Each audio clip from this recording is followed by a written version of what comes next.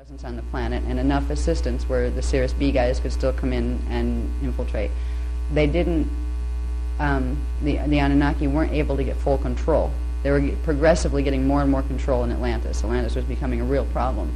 After the Lucifer Rebellion, a bunch of the Atlantean priests, king lines, the Grail king lines, that had been in southwestern Atlantis and in south central Atlantis, these places were being taken over by the Anu Melchizedek races at that point. So they were all going up to North Atlantis, northeast Atlantis, which is Lohas, which is now England, Ireland, Scotland, and Wales.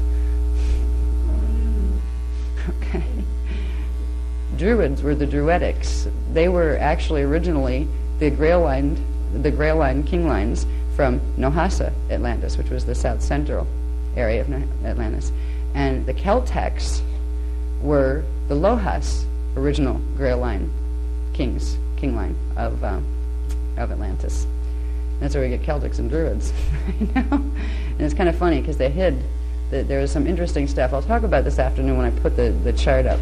That has to do with something called the Celtic Druidic freeze-out, where they crashed some of the firmament crystals a little extra in, I think that happened in 20,000 BC. No, actually 21,900, I think that was. And they were invading, trying to get close to Gate 11 again. They were invading the Celtic and Druidic king lines that were up there in exile, because everybody was running from southern Atlantis up to northern Atlantis to get away from the infiltration that was coming from the south. So all of the main Grail king lines that had to do with Gate 11 or with any of the Atlantean gates were ending up over there. In fact, remnants of the EOMC from 22,326 BC that did manage to get out were sent over to Lohas, Atlantis, and to start there, because there was nothing left at that point. They couldn't live on the islands at that point because they had blown up a bunch of things and it was volcanic again. So there is an interesting twist that they've done. If you ever read any of Celtic history, they say, oh, the Celtics were these guys that came from over in Russia, and they came in after the Ice Age, and a bunch of them were they're really kind of wacky, and they painted themselves blue, and they were real warrior types. These weren't the Celtics. These aren't Celtic people. If you happen to be Celtic, this is not your history. This is Anunnaki history. Okay? The blue warriors were one of their Anu Melchizedek races. The history has been twisted to hide the fact that the Celts, the true Celts, were the Atlantean Grail Line kings from Lohas. Okay, same with the Druids. They were from Nohas that had gone up to Lohas to get away from what was invading Nohas. So there's a lot of twisted history we've been dealing with. But anyway, after the 22,326 BC mess, the Guardian races managed to calm it down where they couldn't do much now. They missed their opportunities. Stellar activation cycle came and went, and they didn't get to come in for the final, grab the grids and wipe everybody out stuff. So it was a stalemate. Everybody was going to wait until the next stellar activation cycle. But progressively, which is now, progressively, if they could infiltrate more and more and more and get more of the presence of their reverse matrix people on the planet, it would be easy when it was time to come in. So they staged another uprising in 10,500 BC, the Luciferian, what do they call it? Luciferian conquest. The Luciferian conquest was an invasion primarily of the Atlantean regions, where the Thoth-Enki group, who had his bioregenesis Anu Melchizedeks down in the Brua Atlantis area, which is now the area of Sarasota, Florida, and Cuba, going down into Haiti, that whole area down in there. That was Brua Atlantis, southwestern Atlantis. It started with them. They made a deal with another group of Anunnakis. They were called the Samjaze Anunnaki, the Samjaze Luciferians. These are one of the Luciferian groups that came out of the Lulatan Satane family combination way back. These guys went to the Pleiades. Okay, these are the Palladian Nibiruan Anunnaki. Okay, these are who we were talking about yesterday when you brought up that work. Okay, the Samjaze Luciferian Anunnaki, the Palladian Nibiruan Anunnaki, had a great idea, and the Thoth-Enkis decided, okay, we'll do that. They started to unite the Anunnaki forces for invasions, and the forces they had on planet were called Anu Melchizedeks. That came out of an agreement that was a bioregenesis agreement. It was the last stage in a bioregenesis program where the Anunnaki races were supposed to be able to pick up the sixth strand so they could finally go into ascension to Tara. and then work their way up from there. All right. So there was Anu Melchizedeks on the planet since 68,000 BC. That's when they were seated here per the Emerald Covenant. Well, anyway, in 10,500 BC, there was a unification principle happening among the Anunnaki races. And Thoth-Enki group of Anunnaki and the Samjaze Luciferian group formed something, well, they formed the beginnings. It got formalized a little bit later. They formed the beginnings of something that became the Luciferian covenant. It was a promise. It was a plan. It was a strategy. There was another group in Nohasa, Atlantis, that were also Illuminati, but they were being run out of the Sirius B Anunnakis, the race supremacists that don't even like the other Anunnakis. They didn't like this idea at all.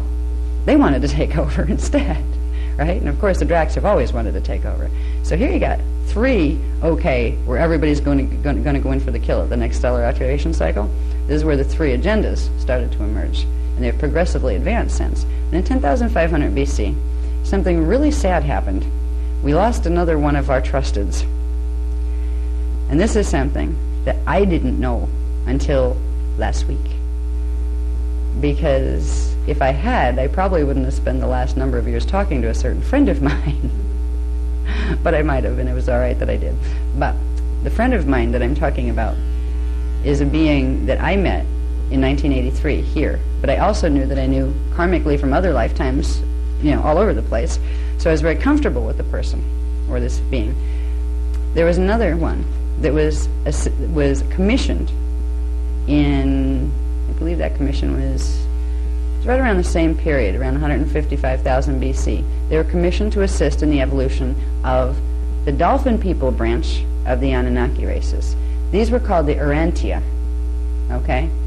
The dolphin people, Anunnaki Illuminati, were the Urantia. So this one being was commissioned to come in and assist them in their bioregenesis, the ones who wanted to join the Emerald Covenant, and Thoth had been sent in to help the ones that were Anu, the Anu as opposed to Jehovah groups, okay? So we have the Jehovah groups that are Urantia, and then you had the Anu groups that were half Draconian, half Anunnaki. Thoth was put in charge of one part of the bioregenesis program, and Enoch was put in charge of the other. And Enoch has been a part of, he was part of the Emerald Covenant for millions of years before this. He had gone into human incarnation to pick up enough strands to do the immortal pattern. He was like Thoth had been, where he had the 11.5 strand activation level. And when he entered human form, he evolved up to that point. So both of them had been put in charge of one group of the Anunnaki. Enoch had been put in charge of the Urantia, and later the Nephites, which came later. And Thoth had been put in charge of the Anu Draconian race strains. Well, when Thoth crossed over into the Anunnaki agenda in 22,340 BC, Enoch didn't. He stayed loyal, and he didn't want any part of it. Enoch has been a good guy for a very long time. But in 10,500 BC, you have basically a situation of a bunch of little Grail Line guys hiding up in Lohas Atlantis, and a progressive invasion of forces coming up. You had the Thoth-Enki Samjaze group coming up from what's called Brua, which is now the Sarasota area, coming up from there, moving up into the south central Atlantis, which is now the Bermuda Islands.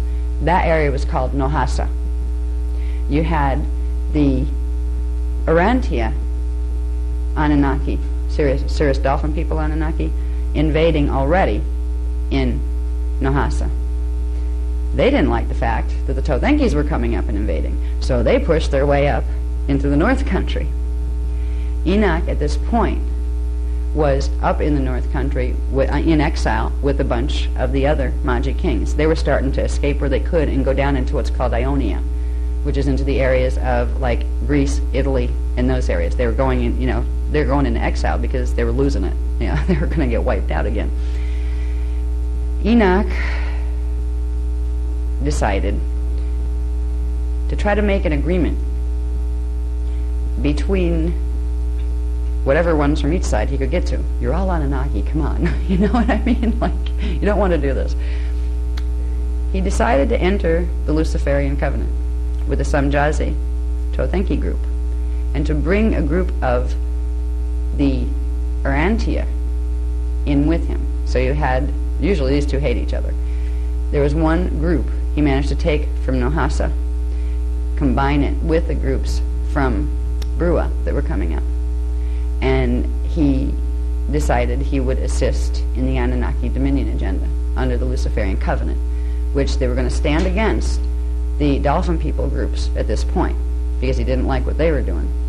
But they were going to run the Luciferian covenant agenda, which was going to let the Tothenki, Pleiadian, Nibiruan groups come in, and some, as long as that one group from Nohasa was preserved, that Enoch had been guardian over, they would create a new race that had both. He went for it. And until he went for it for quite a while. In 2040 BC, he went back into the Emerald Covenant and then flipped back in on the opposite agenda with the Dolphin people one after that period, during the Christ period. He flipped back over. So literally, he has flipped back and forth as far as Emerald Covenant, non-Emerald Covenant, which group he's with. But Enoch, after millions of years of service to the Emerald Covenant, had gone over when the Atlantean invasions took place, because it looked like at that point that the Anunnaki had gained such control on this planet that the original plan of having, of the Emerald Covenant was not going to make it. And he was trying to think and do what was best, or what he felt was best, for the race he had been put in charge of their bioregenesis. It was kind of like the lesser of the evils choice, he figured, because he knew if the Nohasa group, which were the Cirrusei Dolphin people backed group, if they got control, they are the race supremacists big time. They would wipe out all the other Anunnaki, not just the humans, but they wipe out all the other Anunnaki races, and then they would proceed to try to do that through the time matrix. Enoch was more of a space from Anunnaki or Anunnaki, and if we can't work peacefully, at least try to, preserve the race. So he was kind of backed into it. He was backed into a corner with it. He could have stayed with the Emerald Covenant, but he didn't. And because of this, much later he went back over. He helped us at a certain point. He translated. He left translations of the Cloister Duratura plates much later, after he realized what he did and what the results of what he did. It was a decision that was made not to be mean to humans, but because it really looked like humans were going to be an endangered species on this planet, and somebody was going to have it, and it was going to be Anunnaki. And if they were going to have it, at least if they did it in a way that would allow both groups of Anunnaki to live and become one super race. So it was better. That was why he did it. It wasn't to be mean, but it wasn't the right decision either. So after Enoch crossed, then in 9560 BC, things progressed, and at this point you have the Grail Line scattering all over the place to get out of Lohas, because they're taking over Lohas. Oh, they called themselves, once they took over Lohas, this United Luciferian Covenant group, called themselves the Larsa Kings. I don't know if anybody's ever heard of the Larsa King lists, but there have been, I think they were in cuneiform tablets found in Sumeria that listed a whole bunch of Sumerian kings that went back to 10 kings that were before the flood period. They didn't say when the flood was, but they said before the flood. They were the kings, the Atlantean kings. The Larsa kings came out of Atlantis. They were the invader kings that took over Lohas. They were the combined Samjazi, Tothenki, and the Enoch group of Luciferian Covenant people. Enoch was listed as the 7th out of the 10 pre-flood Larsa kings. His name is found on the tablets. So there is a piece of historical documentation that supports this. In 9560 BC, there was an official organized strategy called the Luciferian Covenant formed.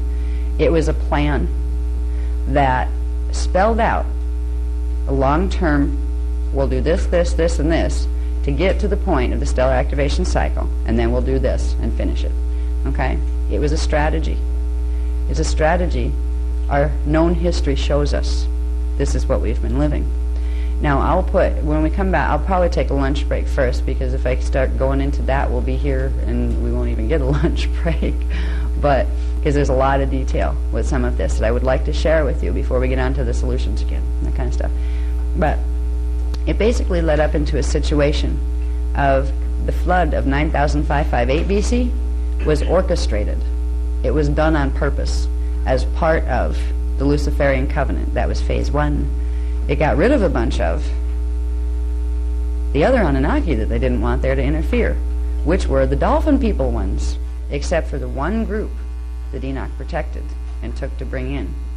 Now remember, these guys were from Nohasa, Atlantis.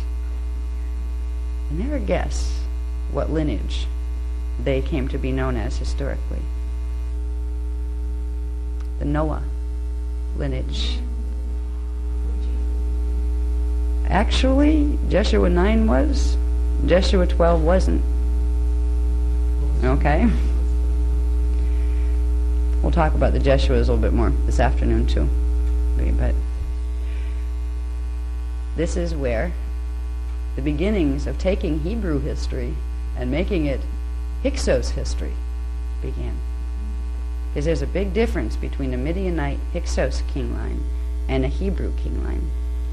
They've been just like they made the reality of the Celtecs disappear. And all of a sudden Celts used to be blue warriors that raided everything. Excuse me, that wasn't the Celts. Well, the versions of things we've been fed in the Bible as far as history, they take parts of real history. They take parts of the Anunnaki evolution program and interweave it with the Angelic Human Hebrew evolution program. See, Hebrews were angelic humans. They were they were part of the 12 tribes.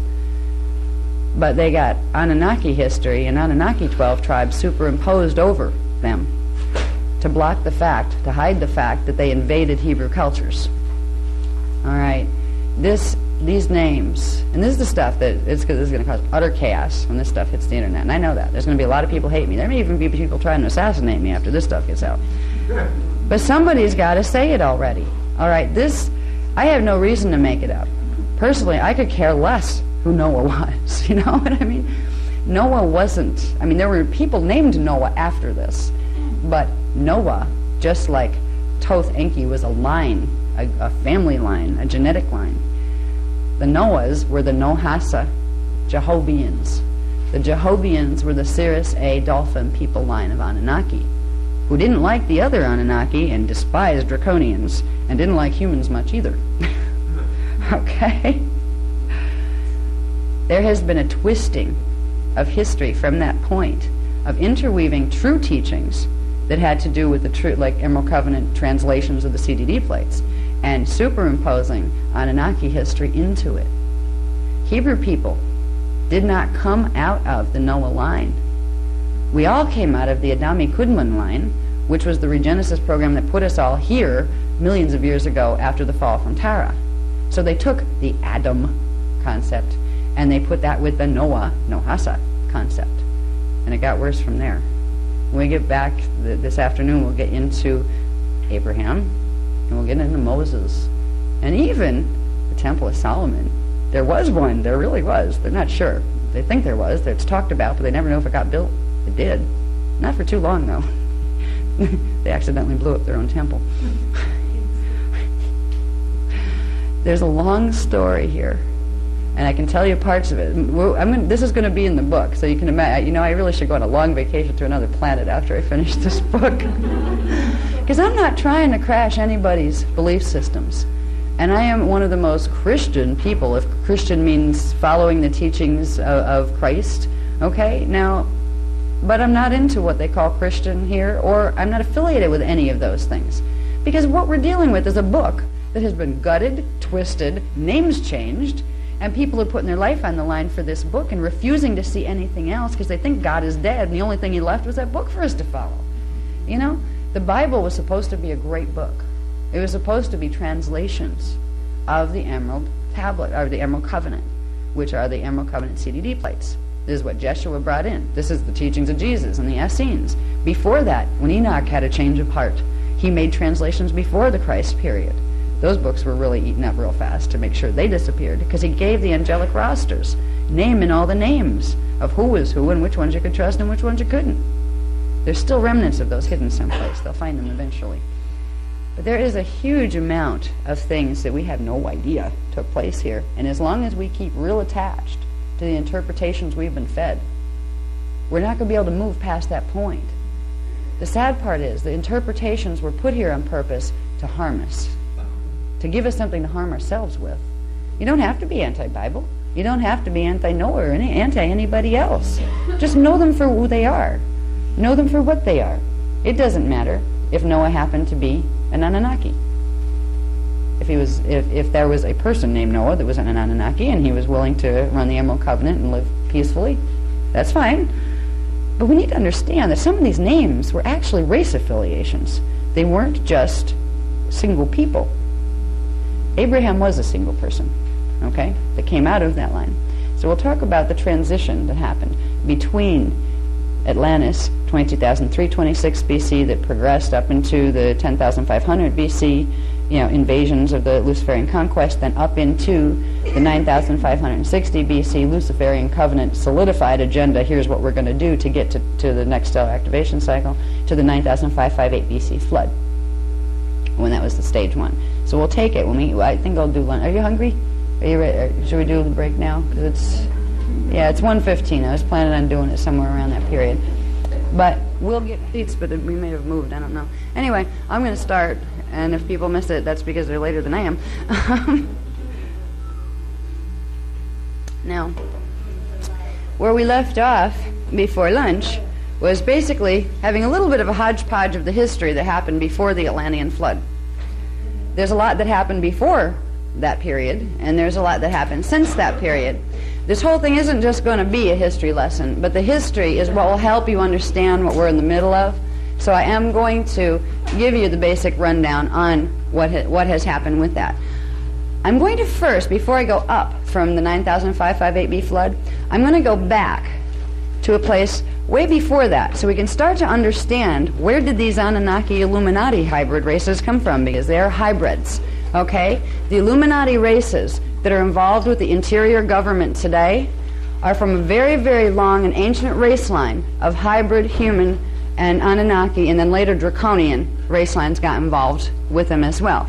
There was a starting point for this in the third seeding. Now, human Illuminati people look like anybody else. They look like humans because their primary genetic template was human. But it got compromised, and it runs in reverse matrix. They are in monadic reversal because they are born with monadic reversal because of having the Anunnaki and then the Draconian gene code spliced in. Now, it didn't start out as that part. It didn't start out as an invasion. In 246,000 BC, there was all sorts of warring going on at that point between various races that did invade here. We had the Urantia races out of the Circe dolphin people, Jehovian Anunnaki. We had the competing Anu races, Enki, Enlil, Marduk, those family lines from Nibiru coming in and raiding. But the big problem for a lot of them was they could take humans, they could capture humans, and they could get genetic material, but they had to genetically engineer their races in a laboratory because they couldn't get one of their race lines to be able to hybridize directly with our race lines. They weren't compatible. They couldn't produce children, and if they did, the children were distorted. They were either born dead or their genetic codes were messed up and they were not what they intended to create.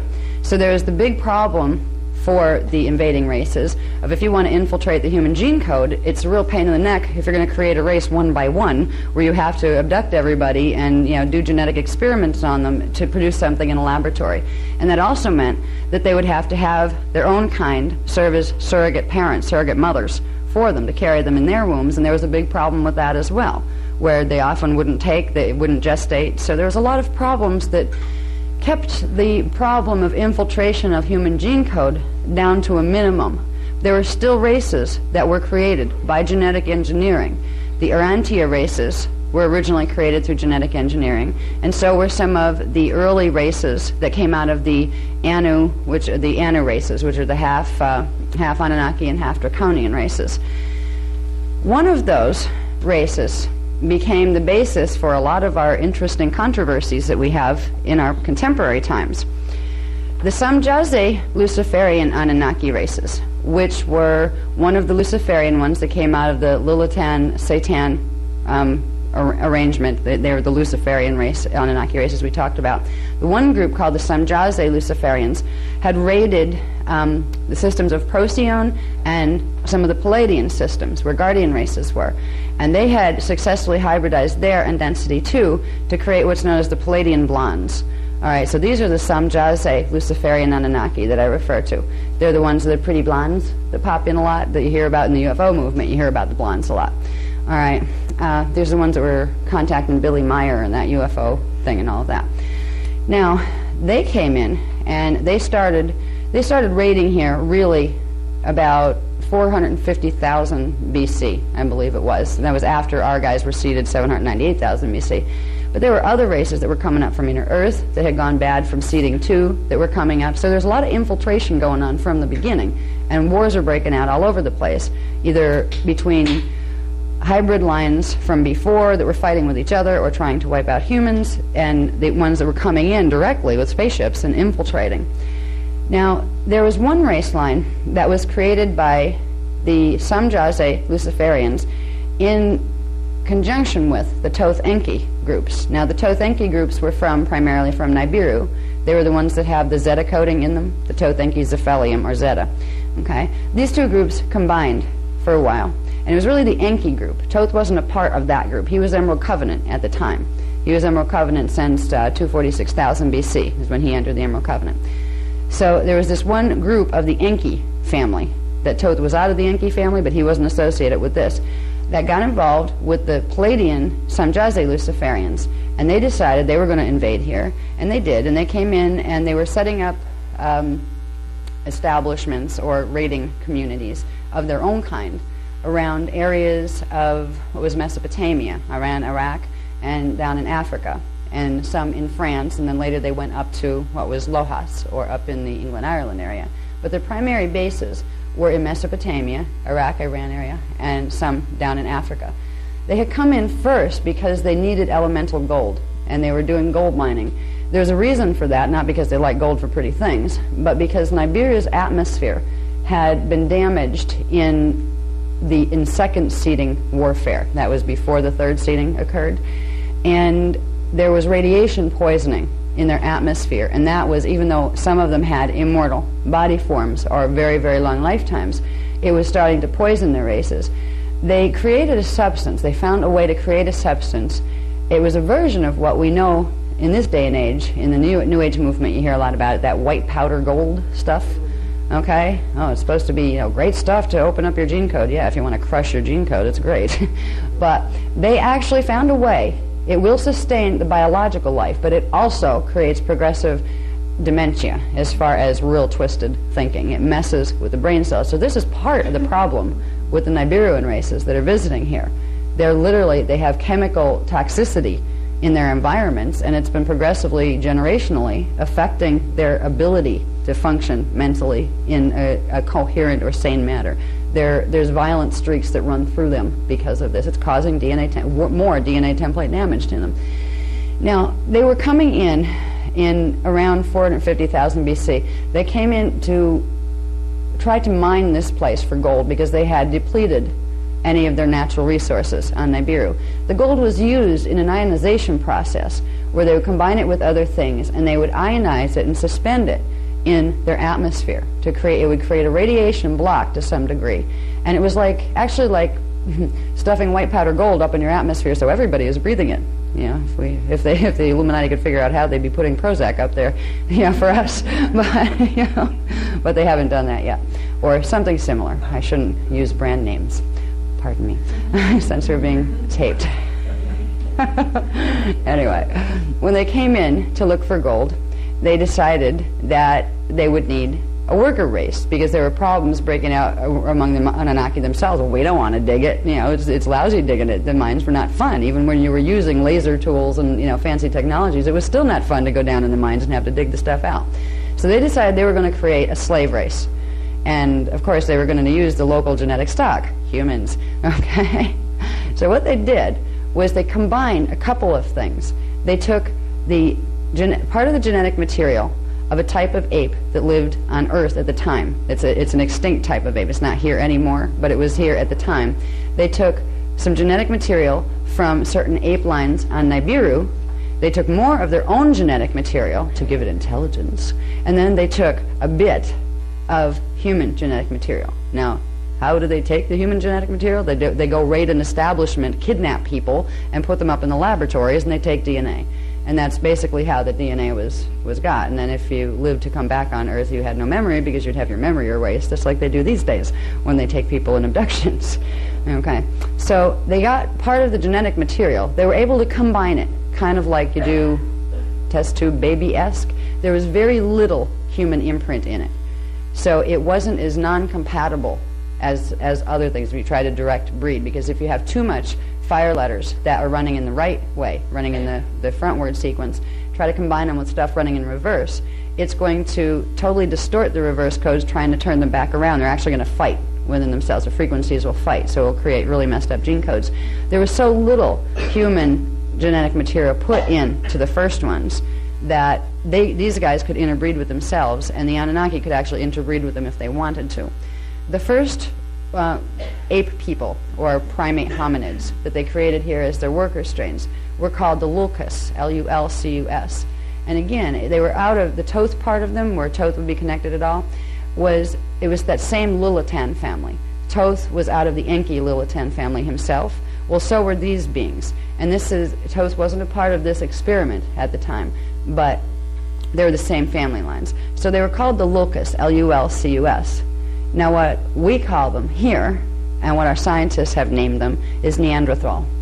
That's where the Neanderthal came from. It was about 250,000 BC by the time they got them to the point where they would be what we'd call Neanderthal. They kind of moved through a couple of stages of ape things to the point where by 250,000 BC, their presence, the Anunnaki's presence on the planet, was spreading all over the place. They had held their bases here, and what we call now, what we're finding bones of, the Neanderthal people, they were the slave race that was created by the Samjazi and Enki Luciferian Anunnaki to mine gold for them.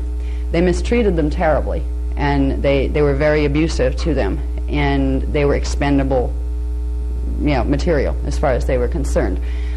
That was the beginning of a very interesting series of events that led up to what we have now, where we have people that are actually human Anunnakis. There are actually Anunnaki walking around in human bodies that belong to them. How'd they get that?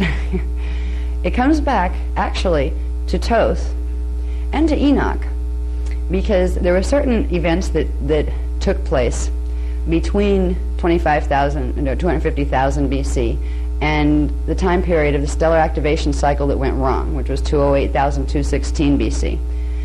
There was a number of different experiments. There were raids happening. It was getting more and more populated by ETs versus humans versus ETs versus each other happening on the planet. At that point, we had on the planet the angelic human races. We had the Neanderthal, or the Lulcus race, that was created by the Anunnaki. We had the Samjazi and Enki Anunnaki groups, and one of those groups is also called the Marduk-Necromaton group. They were, again, part of the Nibiruan Anunnaki families. So they were trying to basically slowly build their cultures up to take over Earth. There was also a group, the Draconian legions. There's the main Draconian. When we say Draconian, there's several different versions of Draconian and reptile races. Draconians and reptiles are not the same thing. Most people think Draconian and reptile is all the same. It's not. The Draconian collectives were originally fallen seraphim races that came from Vega. They were originally from Vega in Lyra, up in the higher densities when they were first created. They moved out into the Orion star system, most of them. And there are several planets. One of them is named by our scientists or whatever. It's called Aln, A-L-N. I think it's spelled A-L-N. There's several other planets right and around that area. Each of them were inhabited by different collectives of reptile and draconian. So the draconian agenda races, most of them are from Orion. One of them is from Andromeda. The ones that are from Orion, the main ones, and the real nasty troublemaker ones, are called the Omicron matrix. It's a family name. It's the Omicron. And they did the draconian race, or the Dracon race. They're the ones that kind of look like, they did everything from dinosaur type beings to what they look like themselves were density 4. Now this is like liquid light stuff. They're D10. They can't go higher than D10. They have a reverse 10 strand DNA template. They tend to take on the forms, like if we would see them, they would look like not reptile lizards, but more like dragons, okay? Dragons, gargoyles, that kind of thing. Okay, that's a little different than like your snake types or your like little grays, which are actually an insect reptile type. They're not draconian, but they do run the draconian agenda. Okay, so Omicron was one of the nastiest.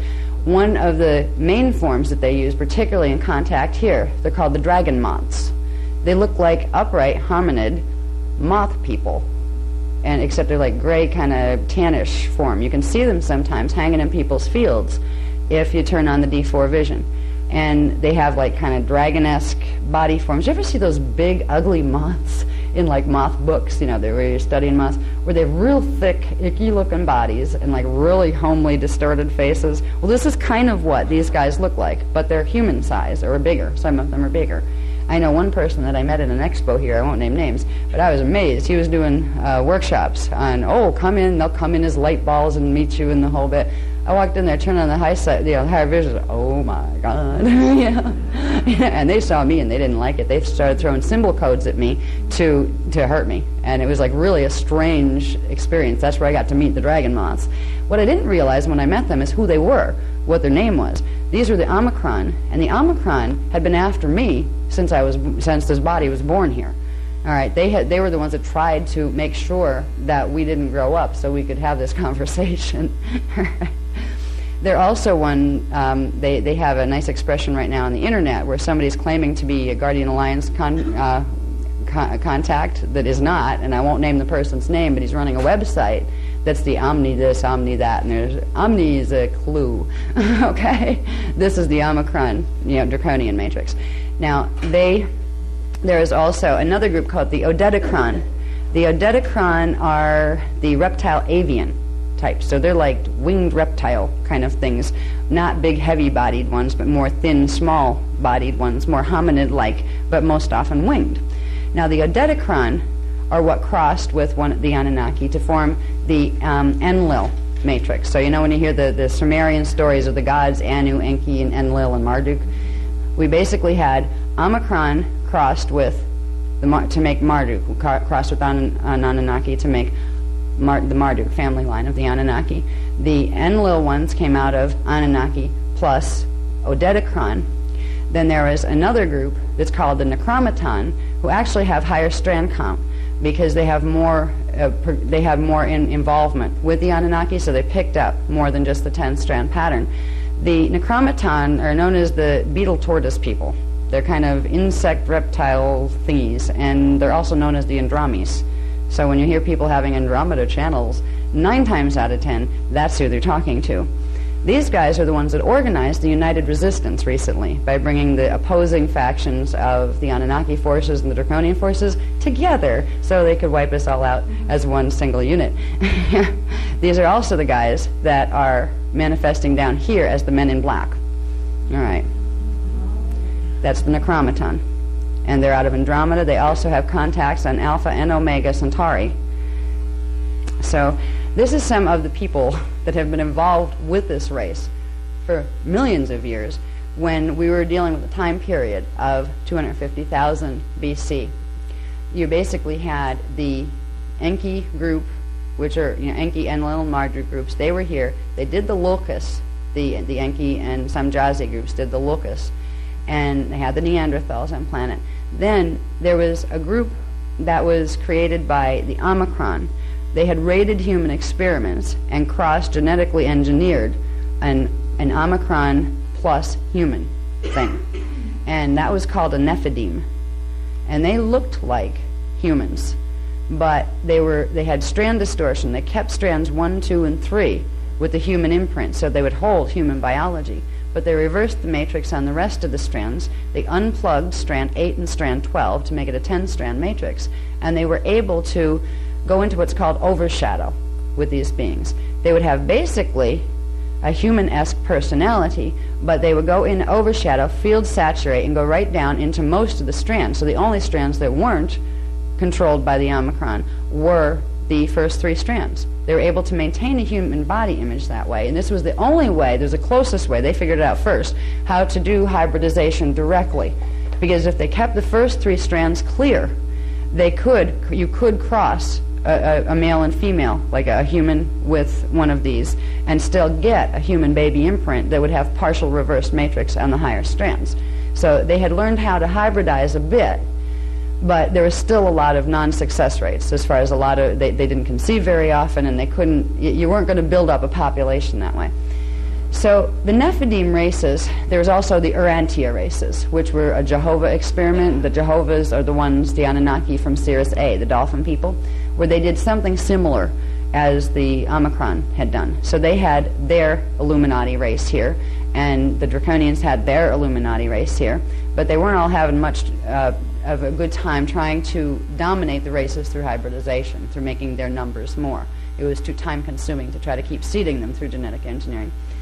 In what happened in 208,216 BC, which was when the stellar activation cycle at that time was coming. Before then, the planetary grids would run on its 12-code pulse. You could pull the Mahabharata right through and those kind of things. The fall of Brenoi. Now, Brenoi was the name of one of the main cities in what became later Brua, Atlantis. This is the place that was down in what we call now the Sarasota, Florida area. There was a major temple city there. There always was when they had the Templar activated, because that's the central control site for Earth's planetary shields. It's where Stargate 2 comes down, and that is called the Grual Point. So there was always a major center of activity, of culture in that area. And when the stellar activation cycle hit, the reason it crashed was because the Nephidim races, maybe it was about 100 years before it was due to come, before the stellar activation was due to come, the Omicron petitioned the founders and said, we want to enter the Emerald Covenant. It's like, all right, fine. Because the founders don't turn anybody away. You want to become peaceful, you want to do biogenesis and get back into the light, of course we'll help you. Well, they did it for the wrong reasons. They pretended they did it because they wanted bioregenesis. What they wanted to do was have the opportunity to get close to the human civilizations in time for the stellar activation cycle so they could infiltrate. They were allowed to bring a certain number, a small number, of their Nephidim human races in for bioregenesis into the city of Brenoi, because that's where they had the main healing temples as well. That's where the most frequency could run, so they were the major healing temples were there. They brought them in, and they started a campaign of race unity. We should be able to intermarry, and they kind of turned on what we call the schmooze. They integrated for about 100 years into the culture, first being just, very humble and quiet, and then kind of, getting their grounding, and people started to like them. They were being nice, and, they seemed like humans. The humans at the time got suckered. They did because they had a big heart. They were in Christ consciousness. They wanted these beings to be able to evolve. They would appreciate the human parts of them that were kind. They could seem kind. They lost touch with the fact that maybe from D1, 2, 3 down they're kind, but they're still attached. They have major field problems with things that are real, not quite trustworthy. But the founders were trusting them to a degree. They were giving them a chance to get close to the human civilization so they could be helped. And as long as they honored the Emerald Covenant, that would continue. Well, the ones that entered the Emerald Covenant, the Omicron matrices, they had a different reason for entering the Emerald Covenant. It was specifically to get this into position before the stellar activation cycle. And what they began to do was they began to influence the culture, where they first started the race unity campaign, where they got some of the angelic humans who would make heart connections with some of them to want to intermarry. So there was a whole system of, okay, if they're going to intermarry, the founders didn't say no. They said, okay, this could cause major problems for you. You have to remember, they have reverse matrix on strands 4, through 10, or 4 on up. They didn't have strand 8.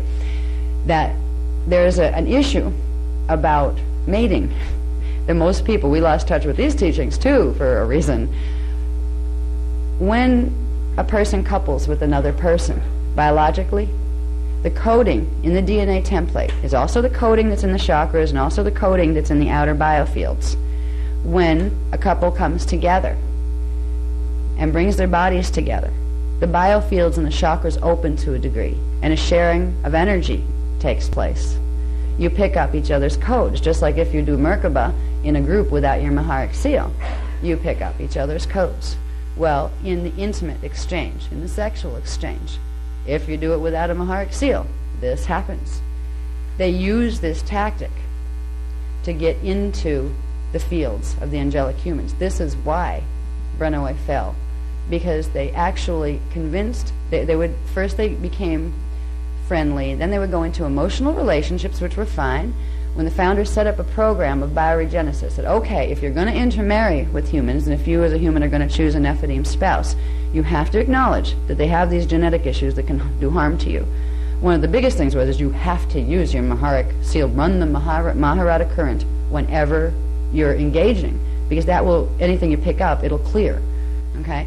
The second thing was that they banned marriages without an agreement from the Nephilim, who was going to marry a human, without them agreeing to bioregenesis, and they would get a certain amount of bioregenesis before they would finally be able to. It's almost like the original marriage license bureau.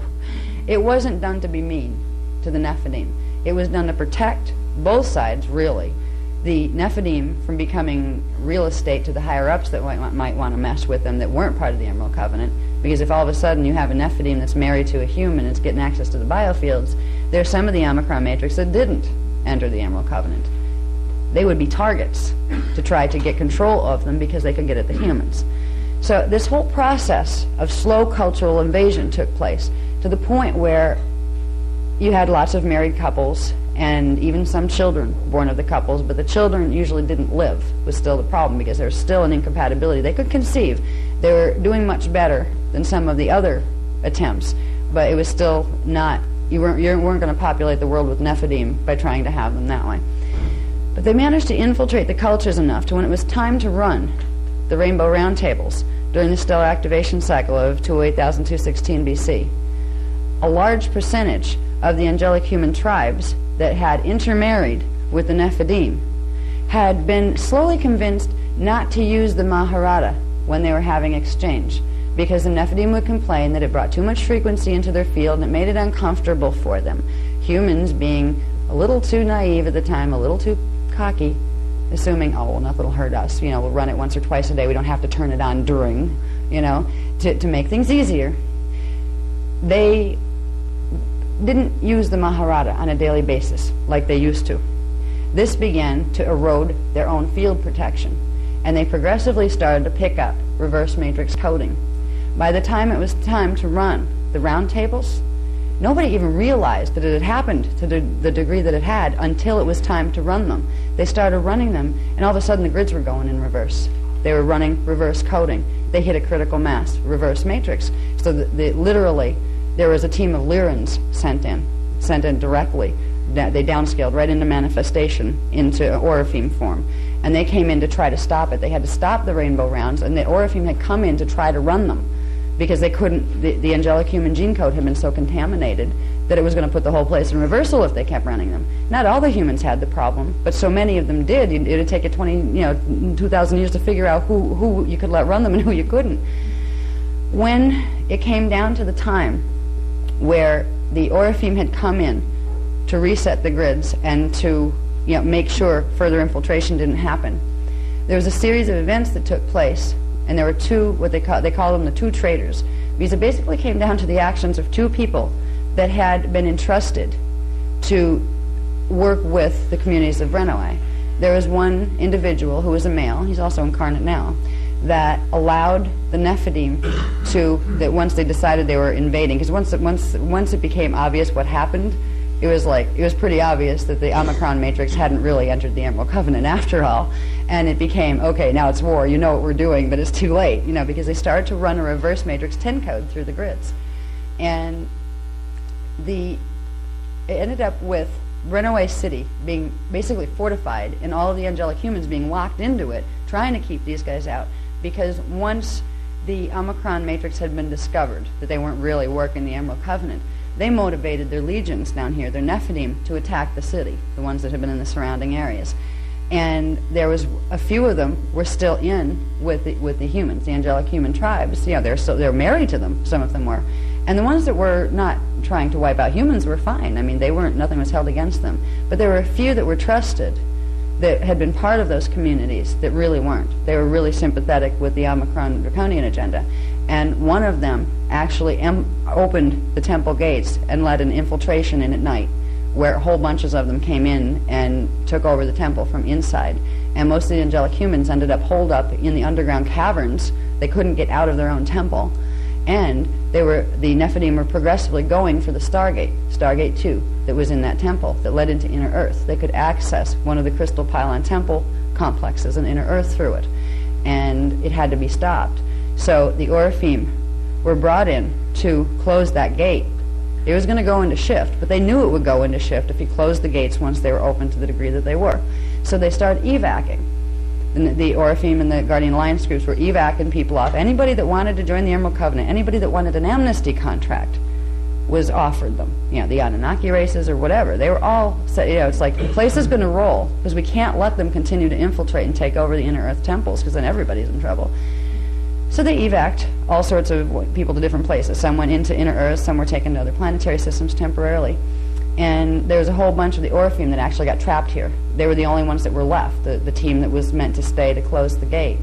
And they got the gate closed, and it went into roll, but they hadn't been able to get out of their own temple because it was still all infiltrated by Nephilim, and they were killing them when they come out.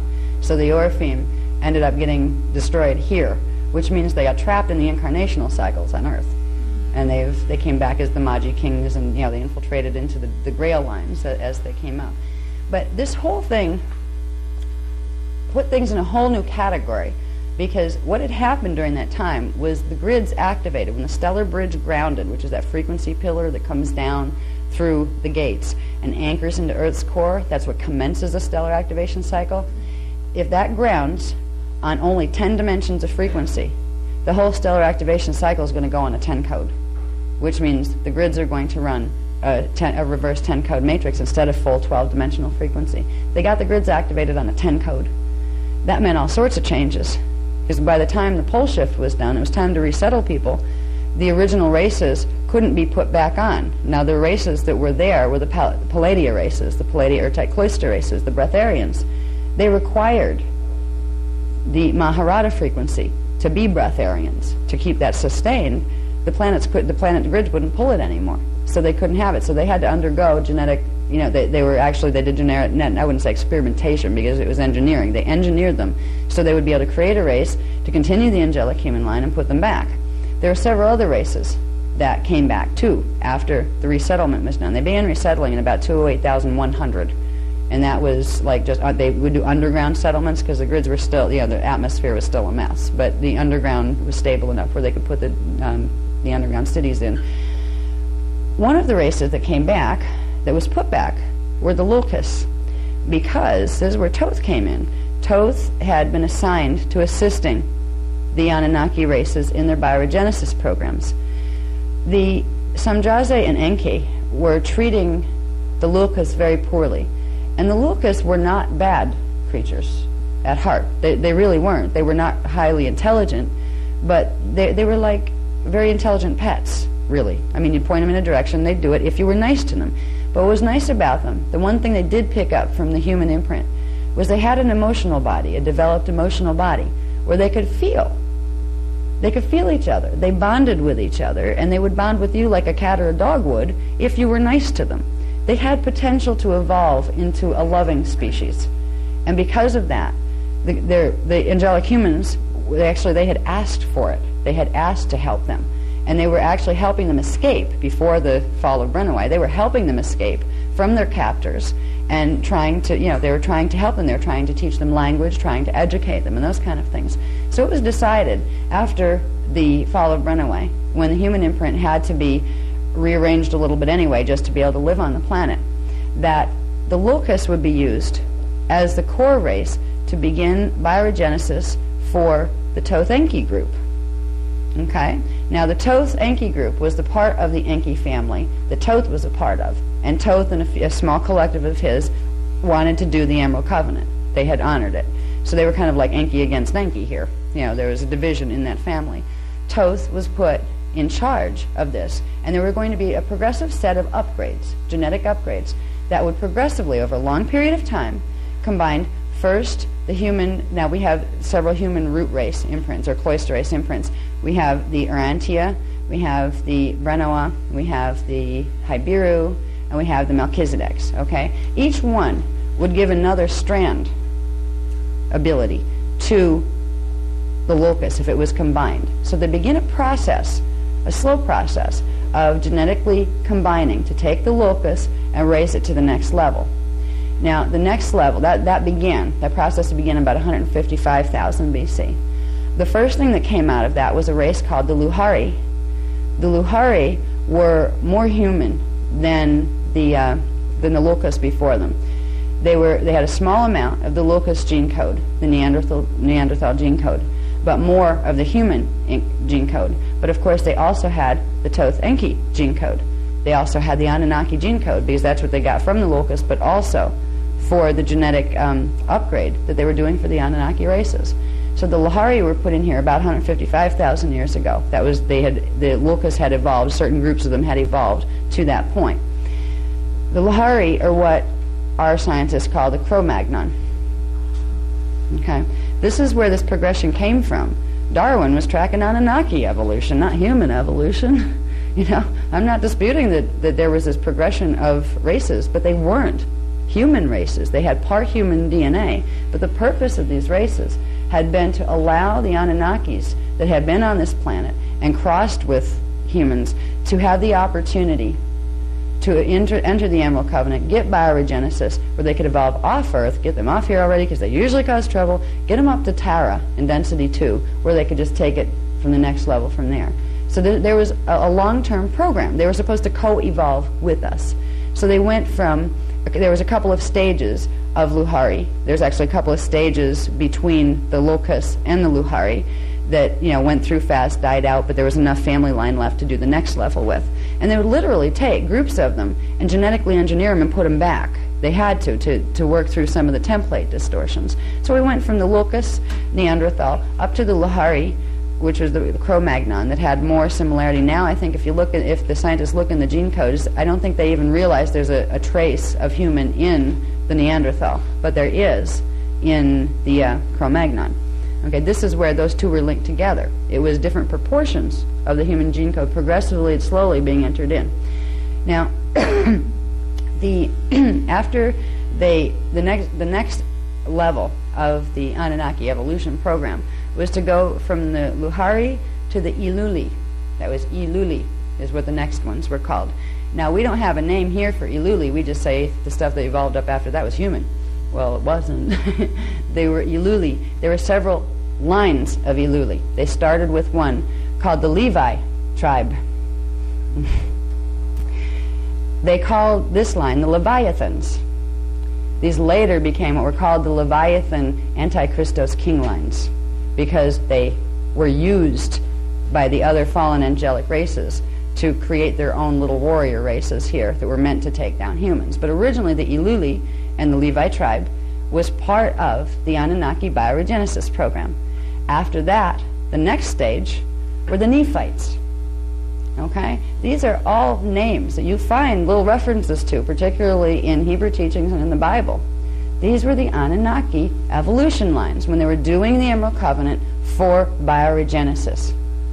So they went from the Iluli lines of the Levi tribe up to the Nephite tribe.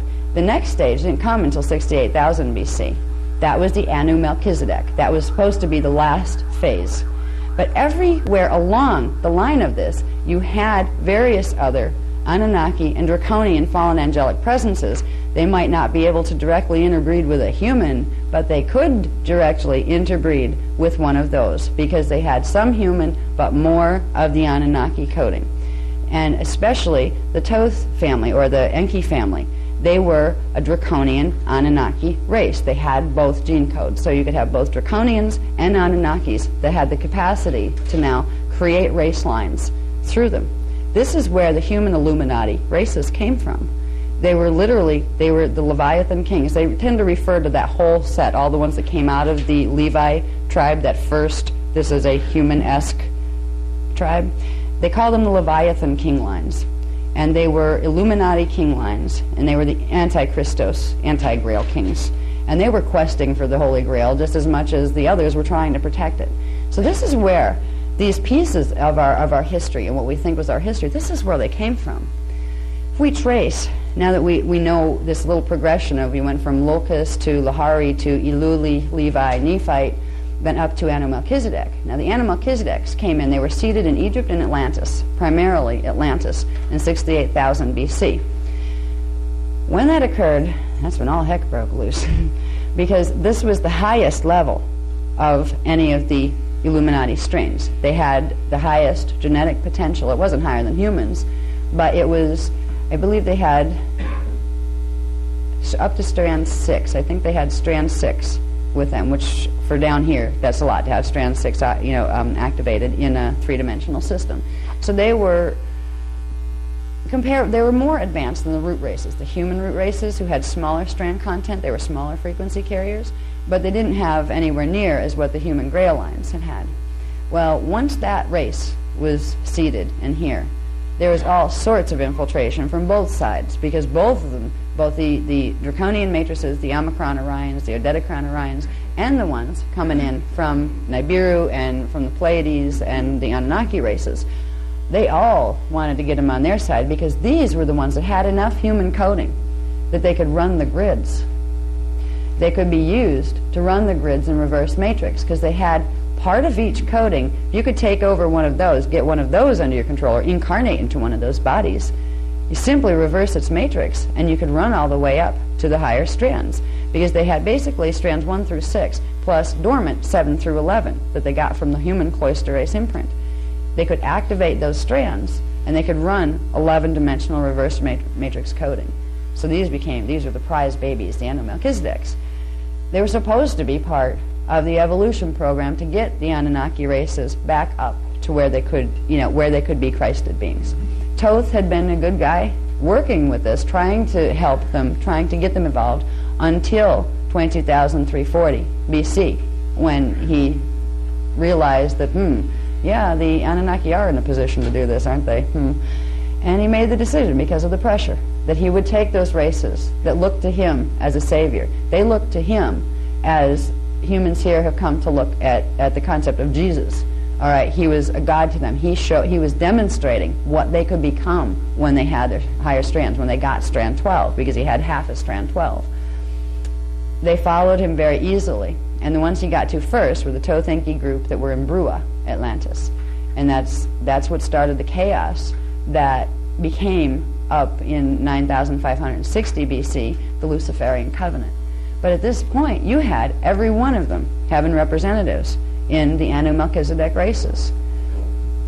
You had the Circe dolphin people, who originally had the Urantia Illuminati here. They intertwined with them, and they had raided Nohasa. So they came out of Nohasa, the Nohasa part of Atlantis. That was the south central part of Atlantis. There was a stronghold of them there. They were also the ones that took out Lemuria, which was the Pacific continent. That was 50,000 BC. So they were starting their set right after the Melchizedeks were seated. Everybody went for the scramble. Let's grab some of those bodies, and hybridize with them. And they did. Atlantis, as a continent, went down in 28,000 BC. Again, because of fighting between the Melchizedek races and the human races. Some of the Melchizedek races stayed Emerald Covenant. They wanted to stay out of it. They wanted to bioregenerate. Others of them didn't. Now, there was a whole soul group that incarnated into the Jehovian lines, which are the Sirius A dolphin people lines. Enoch had been originally appointed as the one that would help in the bioregenesis of the Urantia races that came out of the Jehovian dolphin people. The consciousness that was supposed to incarnate into this particular bioregenerating race line were called the Nephilim. The Nephilim were from seeding 2 when the Anunnaki, Jehovian Anunnaki, had raided the human experiments and interbred, and they had enough of the human coding. They had human coding in from seed 1, and they had come in and created the Nephilim race, which almost decimated the human race in seeding 2, and were literally kicked off the planet and sent back to Nibiru. And, Nibiru and Sirius A is where they went back. So the Nephilim soul essences were the wanted to be able to do bioregenesis, were allowed to come into incarnation into the Jehovian Anunnaki and Melchizedeks that were placed under Enoch's guardianship. They actually came in at the period of the Eluli evolution that was during the Nephite stage, where you had first the Levi stage, then it moved into the Nephite stage, and then from there, the Melchizedek stage. They came in at the Nephite stage. You'll find a lot of reference to these names and things like the Keys of Enoch, because in that book, they're talking about the Nephites, the return of the Nephites, and these kind of things. And these are the Nephites that they're talking about. They're talking about the bioregenesis races that have to do with Enoch and with the Sirius A dolphin people. When we got up to the time of the chaos of Atlantis, when now there was this race, now they had a chance to take over the grids, because they had a race line here that any of them could snatch, literally grab it, grab a few females, rape them, make them have babies. There you start your line. It was that simple after that point. Atlantis was taken out as far as the continent in 28,000 BC. And that was actually a collective goof. The Jehovian Anu Melchizedeks had let some of the Dracos in to try to antagonize somebody else, and the Dracos turned on them and started antagonizing everybody.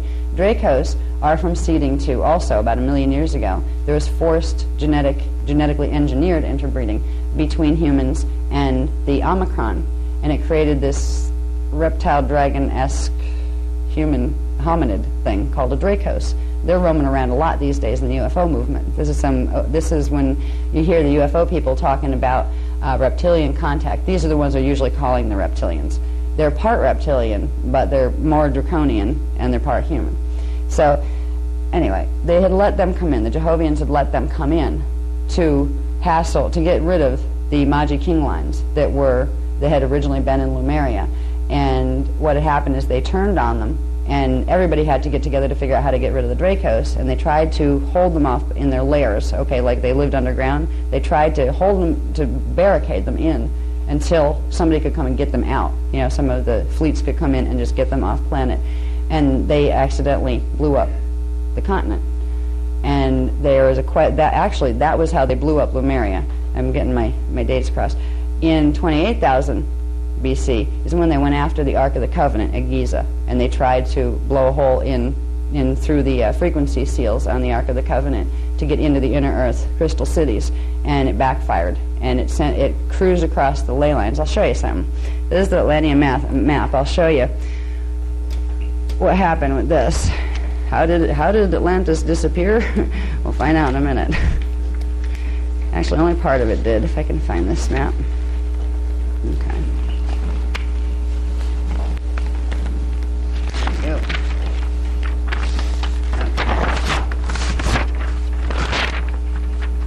Sorry if I'm making scratchy sounds on the tapes. Okay.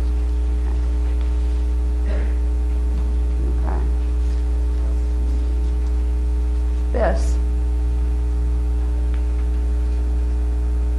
area here, it used to be known as the sea turtle because it's kind of shaped like it. You have the head up here, and the continent came down like this. That looked like one of the flippers, and the tail was over here. See, Florida's over here. It was over here in where you have Cuba and Haiti. Actually came down in through here, the little tail, and then the turtle shell. So it was known as the sea turtle. That was kind of like what they referred to it as. This is where you get Native American legends coming on that life was created on the back of a turtle. Well, that's their turtle. what had happened is, this is the African continent, and over in here someplace you have Egypt, where Giza is. The guys were attacking from over here, from Brua, Atlantis, over here. There's a bunch of ley lines that run across this way, and a bunch that cross over them and run vertical.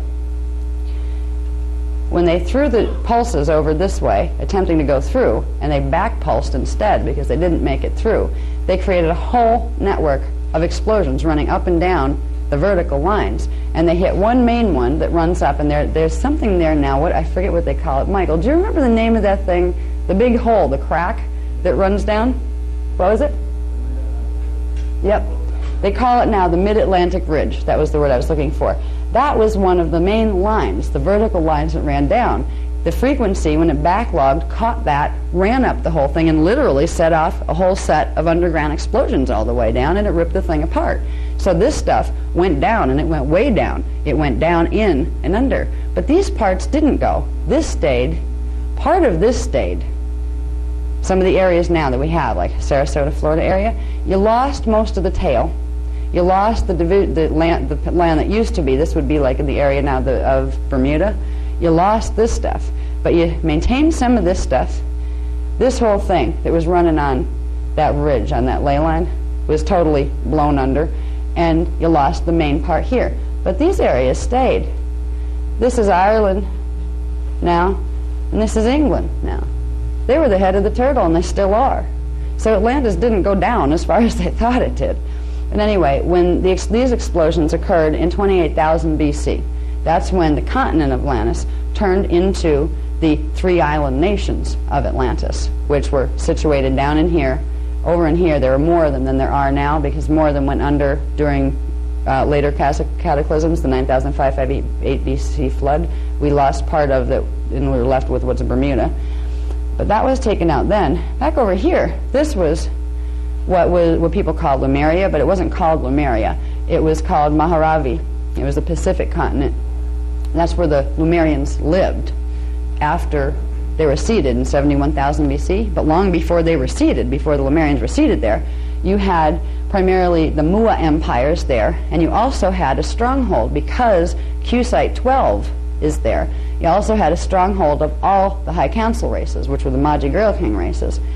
This is why when this went down in 50,000 BC, because again, the ones from over here had tried to, and it's actually, they tried to use this point and this point that time. They tried to do pulses over. This is where they tried to stop the Dracos that the Jehovians had let in over here. They tried to stop them from invading and moving over this way. They were trying to make underground explosions, pinpoint ones that would just close them into the underground caverns, and they ended up blowing up. They hit ley lines, and it did what they didn't want it to do, and it cracked the continent. Parts of it fell in. Now over in this region, all that's left are what are the Hawaiian Islands, and actually going down into the French Polynesian Islands. So they were all connected to what people tend to call Lemuria. That was what reality looked like before these land shifts. It was not as if somebody just picked up the continent of Atlantis and took it someplace and hid it. You know, it's still there. There's still portions of it there. And if scientists knew a little bit more, they would be able to justify this. Because right now, when they're saying it couldn't possibly be, they're still using analytical data. That some of it is guesswork. They're saying, well, they think things work this way. They think that patterns, like, you know, land patterns and movement patterns were this way. They don't think a continent could be there. Hate to tell them, there was ones in both areas, and I would love to see somebody who was really scientifically oriented go after it. Say, okay, let's assume that this was true first, rather than assuming that it's not. Because usually when they try to investigate this stuff, they assume it's not true. So they look for justification of why it isn't. What if they turn that around and start to look for justification of why it is? Okay? Well, anyway, we progressed into, I can even leave this up, because I can at least point to the areas we're talking about. Up in here, we had the Tothenki groups of the EOMC Melchizedeks. Up here, in Nohasa, we had the strongholds of the Jehovian EOMC Melchizedeks. They're the ones that came out of the Cirrus bipedal dolphin people. And up here, for a long time, this was held securely. This was Lohas. It was held securely by the Grail Line kings. When the invasion started in between 10,500 BC and 9,560 BC, the influx of invasion kind of moved this way. And as the races that were trying to dominate started to move up, you had the Grail King races scattering all over the place. Some of them went, most of them went up here. Some of them literally went over and through here. Some of them went over and through here because it was not that hard to cross over at different periods. It was not that hard. When there was still this landmass here, it was not that hard to cross into this continent. There were times when they were actually taken off and seated elsewhere. There was a collective from here actually seated over here by where I believe Gate 6 is over in that area, in Russia, in the Caucasus Mountains areas. So it's not, when we look at what our theologians say, well, this must have happened, we found these bones here and these bones here. They must have started here in one place and then moved here from there and then moved here from here, the migration routes. They don't realize is they started in 24 different places to begin with, and then depending on what land stuff and what climate stuff and what invasion stuff was happening, they spread out, and some of them were literally taken from one place to another by spaceship. So you're not going to be able to figure out the migration patterns or who started where simply by looking at it, the way our scientists are. So by the time the Atlantean flood took place, the Atlantean flood was another orchestrated endeavor. It was orchestrated by the ones who had formed the Luciferian covenant. Now, at this point, there was no more locus on the planet. They phased out because they were a phase of evolution that once they were not needed, the ones that had died off naturally that were under guardian protection, they were just allowed to be and allowed to kind of not go into extinction because the persons who were incarnating as locus started their upgrades. They started to incarnate then as Luhari, and then as Luhari they started to incarnate as the Iluli and into the Levite tribes then. So the consciousness was evolving up through these race lines, not just the genetic code. Just like we incarnate here will evolve into our next strand activation level and our next strand activation level. It was kind of like that for them. These were incarnations that the souls of the Iluli and the Locust races would go through. So when one race cycle died out, it wasn't that they were gone, dead, the race was exterminated. It was that that body form had evolved to another level where the soul's incarnating it didn't incarnate in that anymore. They didn't need it anymore. So the tribes got smaller and smaller and smaller. And some of them were wiped out by the Anunnaki races who got really ticked off that they were being used for a positive purpose, and they would raid them and try to destroy them. But there was not a need to have them on the planet anymore. The ones doing the upgrades were already moving into the higher body forms. So they were allowed to be, and the remainders would die out naturally, and if they weren't invaded by the fallen angelics. Same thing happened with the Cro-Magnons. They did their upgrades into the Iluli pattern. So then they would phase out. That cycle would phase out, and then the Iluli races would come up. So we have the Leviathan races and the Nephite races and the Anu Melchizedek races. They're actually different stages of each other, the highest one being the Anu Melchizedek. There was actually another step taken that had to do with the flood time. It had to do with the time when Enoch went over into the Luciferian covenant. Because Enoch was the guardian of the Urantia groups, of the Jehovian Anunnaki groups. And when he went over into the Luciferian covenant, joining with the Tothenki groups and the Samjaze Anunnaki groups that were the part draconian ones, trying to do a super race concept, one more upgrade. Let's combine them all together, a combined Anunnaki gene print with the Anu Melchizedek upgrade. This was what they were going to try to do. And they did it. This is where we get into stories that we might recognize and have no idea that they had anything to do with this. After the flood of 9558 BC, there were certain agreements made. See, part of the Atlantean conspiracy, which was a plan that was formed, organized, strategically planned for specific time periods to culminate in a super race of Anunnaki being on planet during the stellar activation cycle, who would have the most code concentration as possible to run the grids, so they would be able to simply walk in and take over and hopefully exterminate the rest of the human races. The extermination was part of this, by the way, genocide of the angelic humans. Once they didn't need us anymore, they wanted us out of the way. And that's why these are considered anti-Christos agendas, because humanity is, first of all, humanity is a Christos race. We were born with the 12th strand pattern and higher, and we are considered a Christos founders race. We are out of the founders, we're Christos race. And these agendas of running reverse codes and things are all stuff based on not D12, because if you start to bring D12 frequency into it, it's normal frequency. That is the Christos level, the Christos consciousness. So these are anti-Christos agendas. This is where the Antichrist concept came from. The Antichrist isn't just one person. It is a collective of beings who are choosing to take an anti-stance to the Emerald Covenant Coevolution Treaty. They're more interested in dominion and exploitation than they are in cohabitation. And it has to do with the fact that they have some real problems with the consciousness that comes from their templates being messed up. So it's funny, like in Ezra Temple, we don't teach evil. We don't say that evil exists. We will say that sometimes people act in ways that makes live work backwards. This is what they're trying to do here with these anti-Christos agendas. After the flood, all heck broke loose. Now, this wasn't a flood as big as some of the others. The stories of the flood and of Noah and all these things, they got consolidated with some other larger floods. This was a flooding that took place because up here, there was a few more of the Atlantian, what they call firmament crystals, up in here, and there were some over here, and there were some here.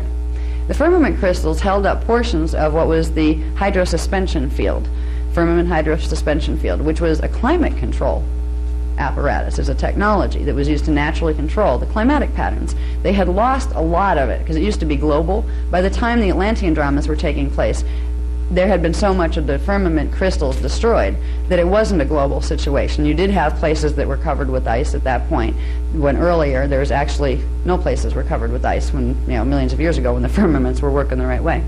But they staged a crashing of the firmament crystals in these areas. It was actually, this created a division right after the fact, because the Thoth-Enki groups were working with the Samjazi Luciferian groups, right?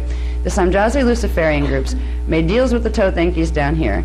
Then they moved up, trying to invade in through Nahasa. They had resistance there by the Jehovian groups, and then they took which ones they could get to go with the Jehovian groups up to try to invade Lohas. Well, these guys, once they were there and decided they were going to be the Larsa kings instead of the Lohas kings, these guys tricked the Thoth-Enki groups into trying to crash through again, trying to use the Giza thing to crash through into the inner earth portals again, when they knew darn well what it would do.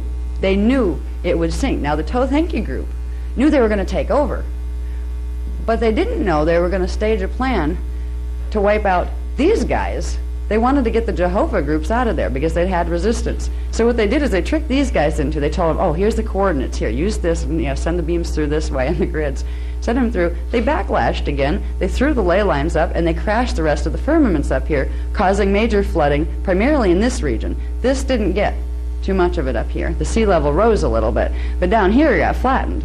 That's why there's not too much of the Bermuda Islands left. There were more before the 9558B flood. So that flood actually affected here more than anything, and also a bit down in here because they got the backwash from it. And some of them... Yeah, that's the last time. And even before that, in 21,900, I think, they crashed them partially up here, and that's where you got the glacial period in there. It had to do with that stellar activation cycle in 22,326 BC. They had partial ones left after that wouldn't have gone into such a glacial period if in 21,900 they hadn't hit the firmaments again to freeze out the kings. There were still the Grail King lines here, so they figured this is where Gate 11 is, Gate NQ side 11, that's the territory they want. So they were going to get the Grail Kings out of there, crash the firmaments, went into chaotic weather patterns, the ice came down, so the Lohas kings had to go over here. They went into Russia. They went into where the Gate 6 tribes were, in the Caucasus Mountains in Russia, and this is where the Celtic history stuff begins. Then they came back later when the ice started to recede. So there's a whole progression here that fits right in with what we know of history. It's just a lot of missing pieces that are being filled. Yes? What was the war weaponry that they used? Laser lights? No, it actually, it wasn't light-based weapons. It was sound-based weapons. This is why you don't find anything unless they want you to find it. They have sonic wave capacity. This is even with the rod and the staff devices that I was talking about before. They're sonic wave emissions. They use portions of the Kundera frequency that can shatter the templates of things right out from under them.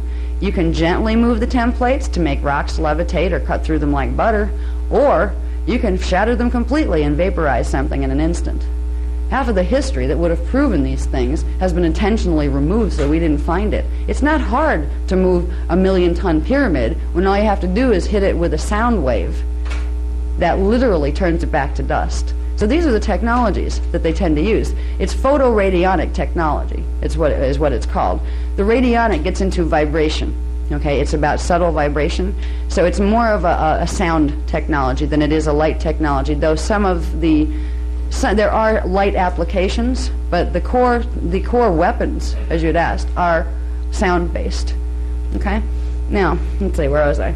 We're back in. Excuse me, in England, what about the Hyperboreans and the Giants? In the midst of the celebration of the year they burn the Giants? Okay, I don't know about the celebration, but the Hyperboreans were actually one of the I believe they were one of the early human tribes. I have to look. That's further back from where I'm starting now. It's in the book though. This is stuff they've covered where the Hyperboreans fit. This was earlier invasions I think they were between 669,000 BC and up to about 200,000 BC. There were a bunch of races, they call them the early temple wars were taking place then. They were part of this race cycle. So this is even before, this period. But they were there. I think we're putting that in the book now, if I recall. It wasn't a period we focused too much on, though, because this was more important to reveal what's happening here. Because this stuff all has to do with what's happening right now. After the flood is the key. Let me find this one chart here. Could I have help with the charts, please? Yeah, thank you. My beloved Michael, he's such a help. I want you to put up the one chart that will show you a progression of dates. It's enough to choke on. I'm looking for the one chart, the Atlantian conspiracy chart. This shows all of them on one. Remember that? I don't know where it is. It's in here somewhere. Is that it? No, that's not it. I'm going to need that too later. So hold on a second. I'll find it in here and I'll find what page it's on. Yeah, I think that's it. Page 5, is it? Yeah, page 5. Can you find page 5, love? 5. Yeah. Okay. This series of dates. Now, this isn't showing you what the Guardians did to try to stop all this. This is just showing you the evolution of this plan that was formed and formally organized in the Luciferian covenant. All of these periods are going to be touched on in the new material. It's going to be in Voyager's Volume 2, Secrets of Amente, second printing. So you'll get more of the story there and more in sequence, because I'm kind of bopping around, trying to show you main points. The one thing that's quite amazing is watching what happened after the 9558B flood. First, when our guys seeded the races again, when something would happen on the planet and races had to be evac'd or taken into Earth and then resettled again, they were always put back on the same 24 locations that went with the Q sites, activation sites for the Stargates, and the Stargate sites themselves. So the same races were put back there because they're the ones that had the DNA coding that went with the Stargates. So over in the area that was called then at the time Sumerian city of which is in I believe it's in Iraq, where it's at the Tiger, I think it's the Tigris and Euphrates that split down there. It's right down at the base there before it opens out into the Persian Gulf, I think it's down there. Is that what they call that, the Persian Gulf? Yeah. Okay. Gate 10 was very valuable to the Draconians. Because it was valuable to the Draconians, it was also valuable to the Anunnaki to make sure the Draconians didn't get a hold of it. Okay? So that was always a hotbed of activity. After the flood, our Sumerian civilizations, our angelic human Sumerian cultures, were raided by just about everything that could walk, crawl, or fly. All of them came in and used their Melchizedek races because they'd raided the heck out of them. I think every one of the fallen angelics that have been interested in this planet at all got a chance to get in the body when the Melchizedek thing happened. One of the first ones to raid were the Sanjaze Luciferians, or in contemporary terms, the Palladian Nibiruan Blondes, those guys.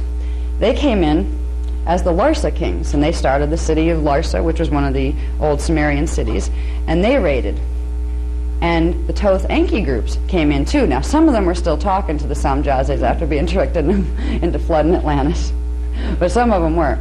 One of the groups, Thoth led his group, because he was pretty disgusted at that point about the fact that their races had been tricked into doing this. He decided he wasn't going to be a Larsa king anymore. He wasn't going to play with those guys. So he ended up going into also with his group. So everybody's going to try to take over to get control of Gate 10. Then they'll work their way up to 11 was the basic plan. One of the most interesting things, and I bet this is a version of the story of Moses and the flood that you never heard of, but it's the true one. Don't have to believe me, but I found it kind of interesting. Before the flood was going to take place, Enoch knew about it. He found out.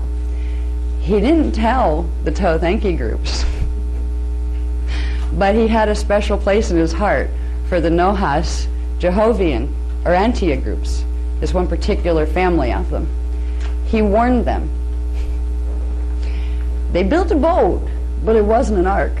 They built a boat so they could travel from where they were in what's now the Bermuda Islands area. They could travel from there by boat over to the African continent so they could get to Egypt, to the Great Pyramid, where the Ark of the Covenant comes down, because Enoch was going to get them into a safe house in inner earth to wait out the flood so they could come back. This is the Ark that Noah built. Noah was the group from Nohas that Enoch helped to get out. He was going to combine them to make a super race with the Thoth Enkis and make a super Anunnaki race. He was part of that. He wasn't really supposed to do that. The Samjaze Luciferians were not particularly happy about it when they found out that he had. Enoch is kind of amazing because it's like a person with a really good heart and he means well, and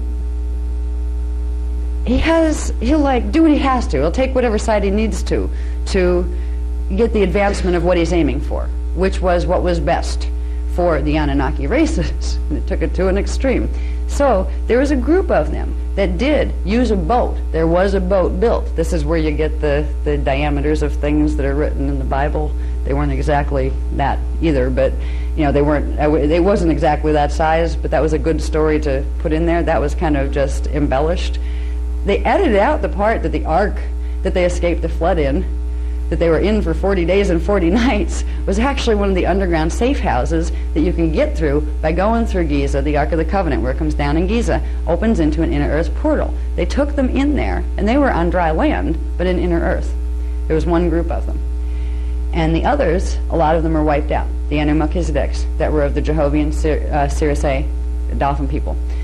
And this caused a lot of hostilities between the Jehovian Anunnakis and the Anu Anunnakis. There was already hostility there, but this was like, ooh, you just flattened our races, didn't you? Yes, we did. You know, it was one of those kind of things. So this created a lot of turmoil that came up after the flood, because as we were resettling our communities, the angelic humans were being resettled, so was everybody else resettling theirs, whatever Anu Melchizedeks they had left. Now, Enoch had preserved the Nohas Jehovian Anu Melchizedek line by taking that group of them down into the Ark of the Covenant, and then bringing them back up. He smuggled them back into Ur, where everybody was going to Ur. And it was kind of funny, because in Ur, it was like a succession of who's going to control it now. It started out as one of the holdings of, I believe it's Tribe 10, goes with Ur. So Tribe 10 was there, but they're progressively getting decimated and invaded and raided by the Anunnaki groups that were coming in with their Anu Melchizedeks. Tribes 10 were, I believe they were Hibiru, Melchizedek, and Hebrew, which is a combination of Hibiru and Melchizedek. That's where you get Hebrew. It's a combination of the two cloisters. It's a bi-cloister race.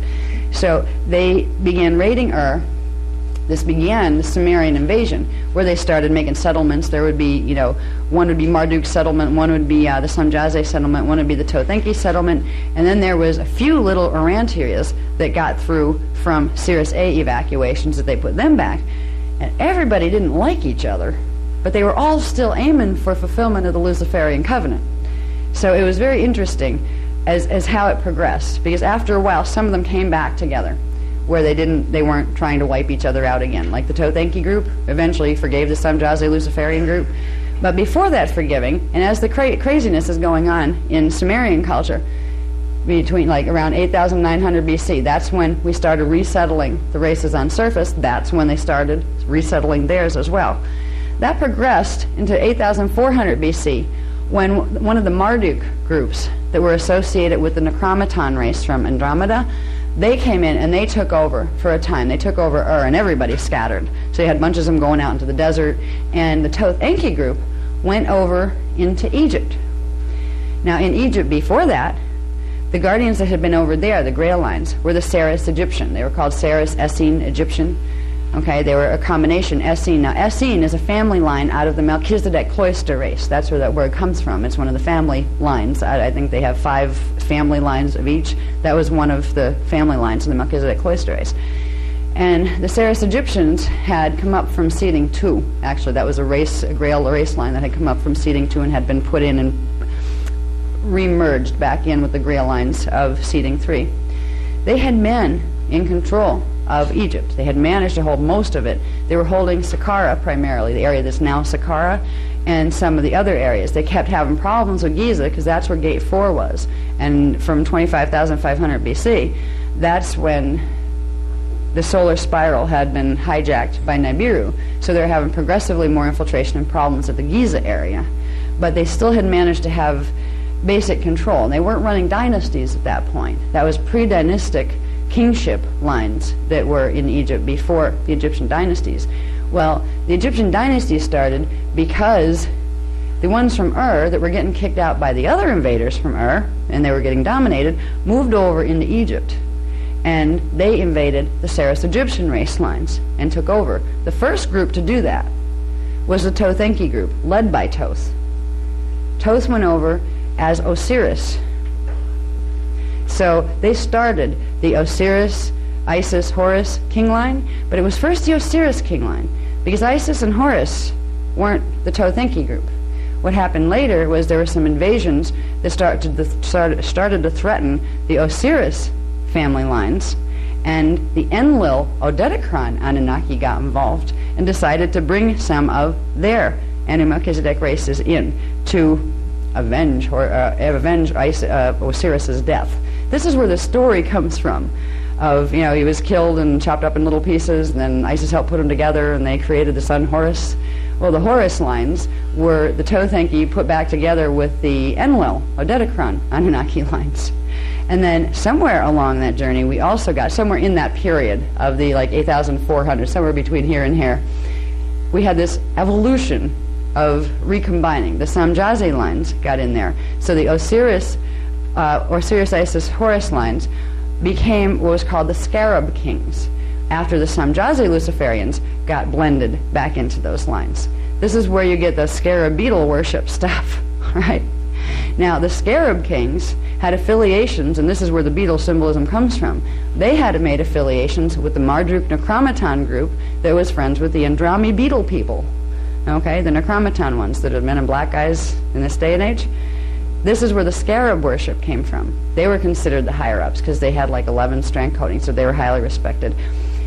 It was this really bizarre scenario that evolved in Egyptian history. We look back and we marvel at the wonderful temples and the whole bit. 90% of these things were one group or another of Anunnaki or Dracs, because the Saris Egyptians had been raided repeatedly, and sometimes we get a stronghold back where we get control of things again. But none of the dynastic guys originally had anything to do with the Grail lines. Later they did, when they would come in and try to redirect the course of where Egypt was going. Like the Amenephis lines that Akhenaten was born out of, they were a Grail line. That was the Saris Egyptian Grail line. But so we had what was the Sumerian invasion that came up to the Egyptian invasion when they started moving into that. Now the Knights Templar invasion, around 7,500 BC, this is when they decided that they were going to take some of the races from Ur, from Sumer, from Egypt, combine them, the Anunnaki races. This was again the races of the Luciferian covenant from Atlantis, deciding, okay, we'll get along again, and we'll, you know, it was a good objective, we'll keep continuing it. They decided to start combining. There was this whole bunch of fancy footwork done from some of them that were still in Ur, that were under Enoch's direction, combining with some of them that were from Egypt to strengthen the gene codes and bring more of the Egyptian and the Hebrew gene codes in. They were taken up into the Lohas area, which is the Ireland-England area, and they raided one of our upgrades, one of the Guardians' upgrades. The Guardians had upgraded and regenerated the Grail lines by combining the Celtic, which were the Lohas king lines, Grail kings, with the Druidic, which became the Druids. They were the Nohas king, Grail king lines. They had combined them and then combined them with Saris Egyptian, and they had seeded them up at gate 11. So our guys are up there, and that was an upgrade race. If the Luciferians could get their hands on that gene code, they'd have even more power. So they raided the Celtic Druidic races, and they literally did rape and pillage and that kind of thing, and they forced themselves into breeding situations with females, and they produced children. These became what was called the Knights Templar lines, and they're a hybrid line that has a lot of human coding, because you had the consolidated human codings in the Grail line enhancement that was done with the Celtics and the Druidics. And that also had a bit of Rama in it, which was the Hindu lines. So they picked up all sorts of human coding that made them more compatible with different parts of the grids through these guys. The Knights Templar line became the official Luciferian line. They were the hyper-super race. What they did with them after was very, very interesting. After they were created around 7,500 BC, they infiltrated them into various areas. Now, this creation took place by moving them from Sumeria and Egypt up into England and Ireland area, and then letting them kind of spread out. But then they moved a group of them back down to Ur in Sumeria, in that region. This is where some very interesting biblical stories start. When they brought them back in to the Ur area, there was still a group of Enoch's pet Jehovah Urantia and Melchizedek. They combined them with him, and they created what became the Abraham line. This is where Abraham came from. Abraham wasn't a Hebrew. This race was the Hyksos race, the Midianite race, and the Hebrews were not these people, but they've confused the history to make Hebrew people think they came out of Midianite, that these were the Hebrews, but they weren't. The Hebrews were an ancient, one of the 12 tribes from seeding 1 and 2. But they tried to camouflage the history and weave themselves into the culture, and they did. When the race was first created, as they're building their super race, their super Luciferian race, they brought them back in probably, I think it was about maybe 7,000 BC. It was about by 7,000 BC they brought them in. 7,500. Yeah, I get confused with my AC BC. It's moving backward and forward. So what is it? About 500 years after their creation, they brought them back in to Ur and back into the areas of Egypt. They tried to infiltrate them into Egypt, but Egypt was tougher because you still had certain factions of the Scarab King lines that went on their own, and now they were following some of the Necromaton that didn't like these guys. There were divisions again happening. So these guys are warring with each other half the time. The Marduk lines are warring with them, which are the Anunnaki lines that didn't get involved with anybody but the Omicron. So there's one group of Marduk Anunnaki that are just Marduk Anunnaki plus Omicron. They don't like any of the others. They don't like the Luciferians. They run a draconian agenda, not the Anunnaki agenda. And the Luciferian agenda is the Anunnaki agenda. Okay? I just wanted to clarify that a little bit. When they began integrating them into Ur and into the areas, they really became more like desert tribes, wandering around in Egypt, in the Middle East. They were actually seated there. These guys were infiltrated into what I believe is part of tribe 2, were the original Hebrew people, because over in the areas that we call Jerusalem now is gate 2 connection. It's not the full gate 2. Full gate 2 is at the Gruel point in Sarasota, Florida. Vortis 2, which is the primary of 7 vortices that connects directly to it, is in Jerusalem. Right outside of it, actually. That's where King Solomon's temple was built, and that's why it was built there, because it was a vortice that could be used to access the Gruel point, central control point for the grids, that was over here in what we call now the United States. So Abraham didn't come up yet, though. He came in later. This was the race line that was started here, and they were scattered, some of them in what is now the Jerusalem area. So they were there before the Exodus. All right, the Exodus, and the Hebrews were there long before that, because that was their station. That's where they're supposed to be. That's where their gate thing was, to guide, to protect. They were partially protecting the Vortis too, so gate 2 couldn't be raided. After this, when these races, we'll call them the Midianites from now. That name didn't come up till later, but that's who they became known as. So the Knights Templar ones went back over into the Middle East area and became the Midianite races, the desert races. These carried the legends of Nohas, because the Midianites were part of that group that Enoch had saved from the flood by telling them that it was going to happen, getting them to the ark and then bringing them back over to Ur. It was this race line. So they combined a Jehovian group of Anunnaki with the Anu group of Anunnaki. And this was their super race, and they combined that with that Knights Templar race. So they were building gene code as they went. Now, when we got to this period in time, it started to get really bizarre. There was all sorts of draconian raids happening, because the draconians were noticing that the Anunnaki were making real headway in creating a super race. And they knew that Anunnaki primarily tend to try to wipe out Omicron draconians. So of course it was the race for the super race who was going to be able to, create a better one. They started invading all over the place. At this point, you got to remember the Nibiru Diotic crystal grid thing. This thing is still here. It was still at Stonehenge and still working. This is where we got rid of it the final time, when we got the crystals pulled out. We'd pulled them out at certain times and we got control. They'd put them back again, pull them out, put them back. This was the last time we got to pull them out, and we kept them out. And that was the first time the standing stones were placed there. The standing stones were placed there to block the stuff coming up from inner Earth and send it back. That's why the uprights were across the tops. It was more than just an alignment that you could tell stellar arrangements with. It was meant to take the frequencies in those exact spots coming up from the Nibiru Diotic crystal grid over in parallel, send it up the rock, because the rock was a conducer, to run up, over the top, back down the other side, and send it back. So it didn't run the reverse codes. It was a way of getting the codes back over there so the reverse ones didn't affect here. It worked as long as the uprights were on it. So there was lots of wars and issues happening about making sure those uprights got kicked off the top of them. They were put up, they were put down, they were put up, they were down. In this period, it was getting to be absolutely crazy, because a group called the Centurions got involved. The Centurions are from the planetary systems of Alpha and Omega Centauri. Alpha Centauri has been raided by a group of the Marduk Anunnaki. And there was a race there called the Penatar that were part horse-like. They were part Pegasi. And Pegasi is actually a race that was of one of the founders' races that hasn't been too involved with us here, but they actually do exist. They're highly intelligent beings, just like you have cat people up there, we have horse people up there too. Well, the Penatar races were good guys. They got raided by the Marduk races, and this created a race they called the Luciferian Centaurs.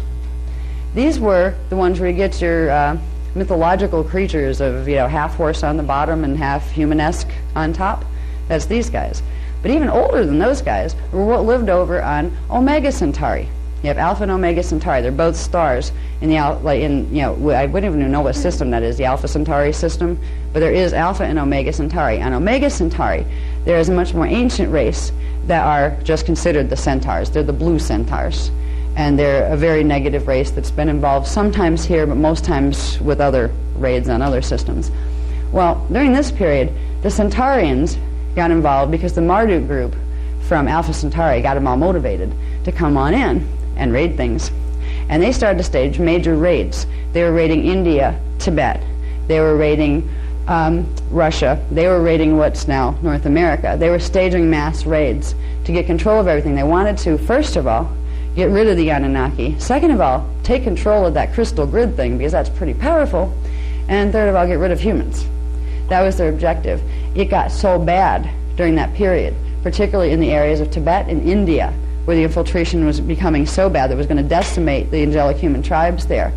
And they were just finally figuring out a couple of things that would have made the difference. This gets into the Ark of the Covenant that I haven't talked too much about yet, the tools.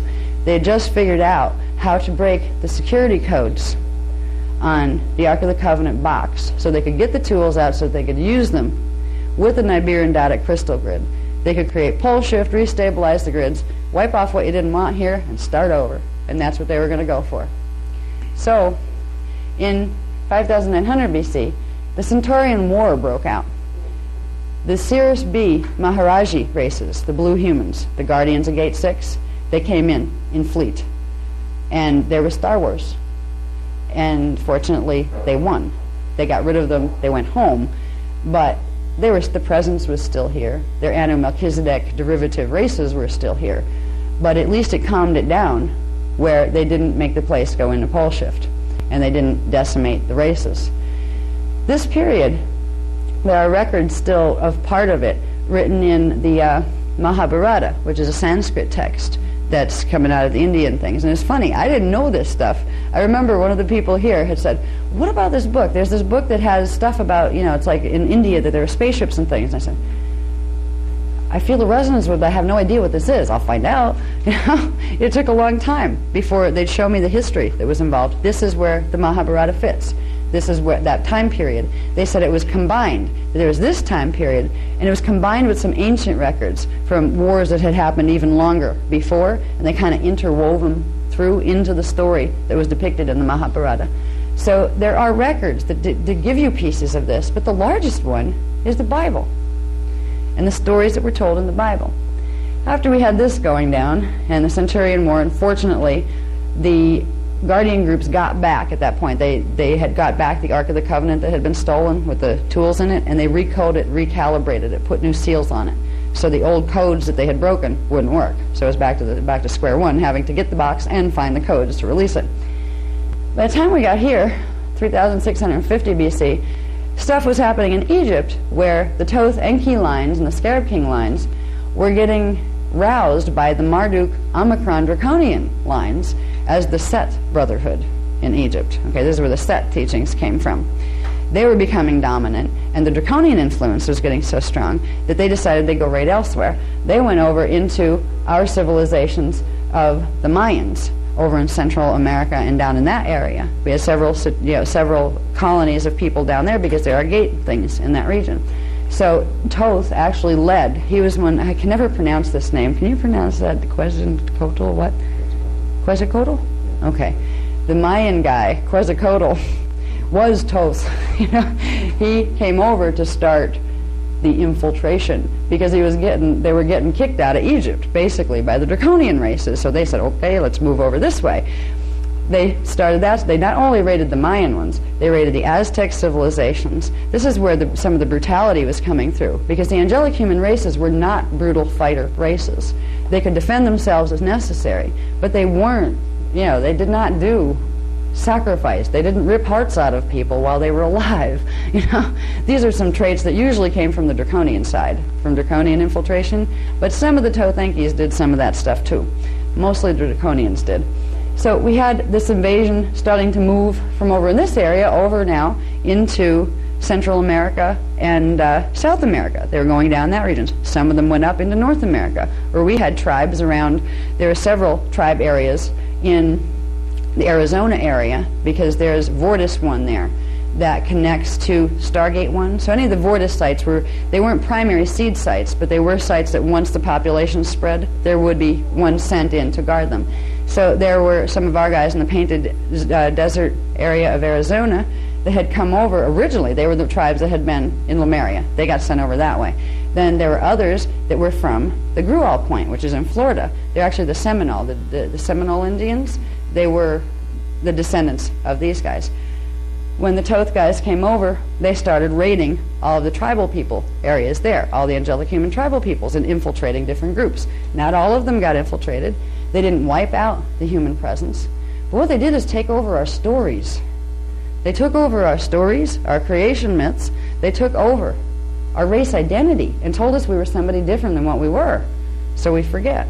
Now, they wouldn't have been able to do this if something major hadn't taken place. This one, I call it the Babylon Massacre, because this is where the languages were scrambled. I talked about this a little bit yesterday, and we've been babbling ever since. I mean, you put people from different countries together, and they just kind of, unless they know each other's language and learn it, they just it sounds like, babbling. So it wasn't meant as an insult to anybody. It was meant to say we've been babbling on ever since, not knowing what the heck happened. What happened to our memory? What happened to our languages? Why did we all hate each other? Why were we fighting with each other? Why don't humans get along anymore? All of this was really amplified in 3470 BC when the Luciferian team, with the help of our friends the Galactic Federation, the Galactic Federation motivated this. They had left the Emerald Covenant at this point. They were running the Luciferian agenda. Now, if you want to know who they are, just look it up in the internet and you'll see all sorts of contact sites all over the place. They're really organized on their teams. Okay. They had tried to get rid of several groups that were taking over in the Babylon area, because in the Babylon area, that was close to Gate 10, and this was an area that they wanted to make sure they had control of. They were having problems with the Marduk groups, the Set Marduk groups, the Draconian Marduk Anunnaki, and they wanted to get rid of them. They also wanted to advance their own agenda. They happened to get possession of the Ark of the Covenant and the tools, and they happened to have the keys again. See, it was like, who can get the box, the keys, the tools, everything all together in one place? This is what our whole history has been about, chasing this ark and chasing the key codes to open it so you could wipe out the world and take over. Right? Well, they had a small advantage during the Babylon massacre. They had got control again of the ark. And this was like usually done by raiding the temples of the Grail Line priests who had been, sent to have been guardians of it. Raiding them, killing them, and grabbing it is basically what they did. So again, it fell into their hands. They used the signet plate, the Cloister Duratura plate 11, that the Tothenkis still had from when they stole it back in Atlantis. They kept this thing all the way through to 1999. Okay. They used that. They had got the shield. Now that's shield 11, which is a larger disc that can be used as an activator. And they managed to use it on Gate 10. Now, the signets work in a way that it can open its own or anything below it. That's how they're coded. It can't open higher. But if you have signet set 11, the plate and the shield, you can open anything below it if necessary. It's better to use the ones that are calibrated to it, but you can run it, from the one higher. So they used Gate 10 to wipe out Babylon, to get rid of the Marduk group. But they figured they'd take it even further. They temporarily collapsed the magnetic grids on the planet, just temporarily, not enough to make the place roll, but they created disturbances in the magnetosphere, and it totally messed up certain parts of the grids in the planetary shields. What they did then was they calibrated into the Nibiru Diotic crystal grid this new twisted program.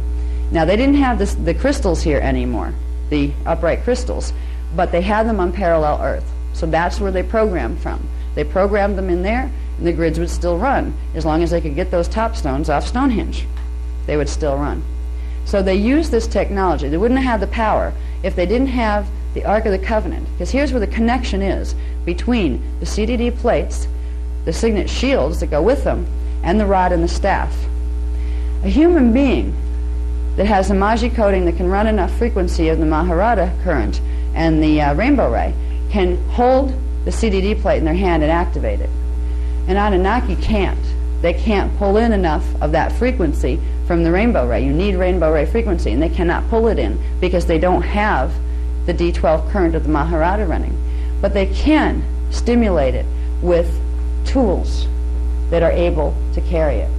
The staff has the ability to pull in the Kundalini, portions of the Kundalini, enough to activate the plates. So they can activate the CDD plate with the staff, use that to activate the shield, use that to activate the Stargate activation site to activate Stargates. So this is why the combination of why everybody's hunting down this rod and staff thing. This is the purpose of it, was so they could get those 4 items together, which was no easy feat because you had Guardians stealing them back whenever they get stolen. Everybody's running around trying to catch them and get them all in the same place at the same time. And all of this is going to come to a head in the next stellar activation cycle. But in the meantime, and this was all planned for the next, like when the stellar activation cycle came, everybody wanted to get the 4 objects together, because if they could progressively decimate all the other races. They could create pole shift early, get rid of them, And then by the time the stellar activation rolled around, they'd have enough control of the grids because they had the objects, that they could get the core resonance up to anchor the stellar bridge any way they wanted. So they wanted to clear the real estate before the fact if possible.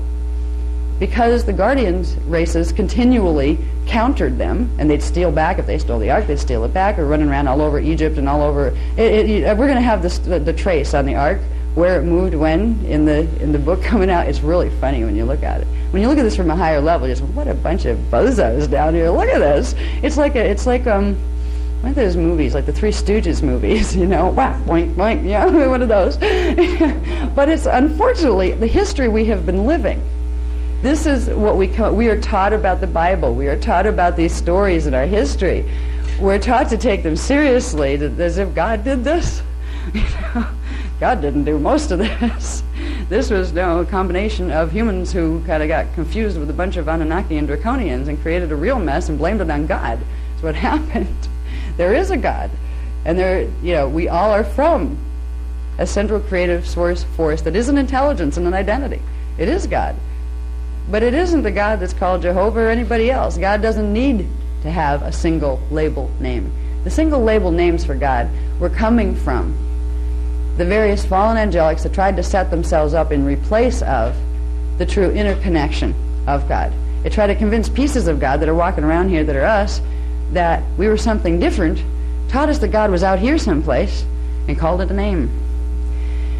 If we have the guts to really look at what was done here, it won't seem so offensive. Some people, God bless the people who are really into being like Jehovah's Witness or something very, very seriously, taking the Bible as the only word of God ever, ever, ever, and everything else is evil. And if they come to your door and you let them in and you listen to them, as I have often, because I love all people, if you refuse to convert by the end of that conversation, they will tell you you're damned and you're evil. Okay? And at that point I said, you can leave now. You're in my house. I was nice enough to let you in. You don't have to call me names, you know. But these people are very serious about their beliefs.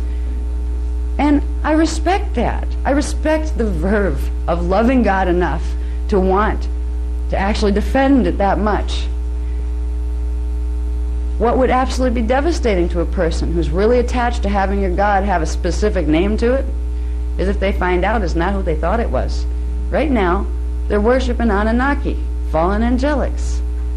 Try to convince people that are absolutely certain that's the way it is. You won't. So I don't try to. What I like about the people here is you're open-minded. You want to know. All right, what is it? Whatever it is, just let me know. Give me an idea of what it is. That's fine, and I'll think about that.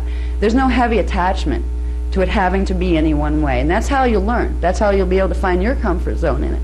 But anyway, what happened in the Babylon massacre was basically they crashed the grids. They held the distortions in the grids using the Nibirian Dodic crystal grid. They've been programming them through ever since. This has affected our DNA template in numerous ways. It has created numerous manifestations. We talked about some of these yesterday, with blocking the Kundalini flow because it's blocking the strands that would allow the seals to release. That has atrophied certain parts of the brain. It has atrophied the pineal gland. It has made the chemical systems and hormone systems work very different, which makes the body die very young compared to what it was normally supposed to. It has blocked the psychic senses. This is a way you could literally take a race with a genetic potential and take half of that genetic potential away from it. But the thing is, we can bioregenerate that. It's not that it's gone. It was just broken up in little pieces. The templates were fragmented. That's where our scientists see the junk DNA stuff. That's part of what happened after the Babylon massacre. At that point, because the templates were destroyed, language is a function of fire letter arrangement. It's the audible, outside expression, truly, of what is contained, the information and consciousness contained within the fire letters of the DNA template. When they scrambled the DNA templates, they scrambled our language patterns.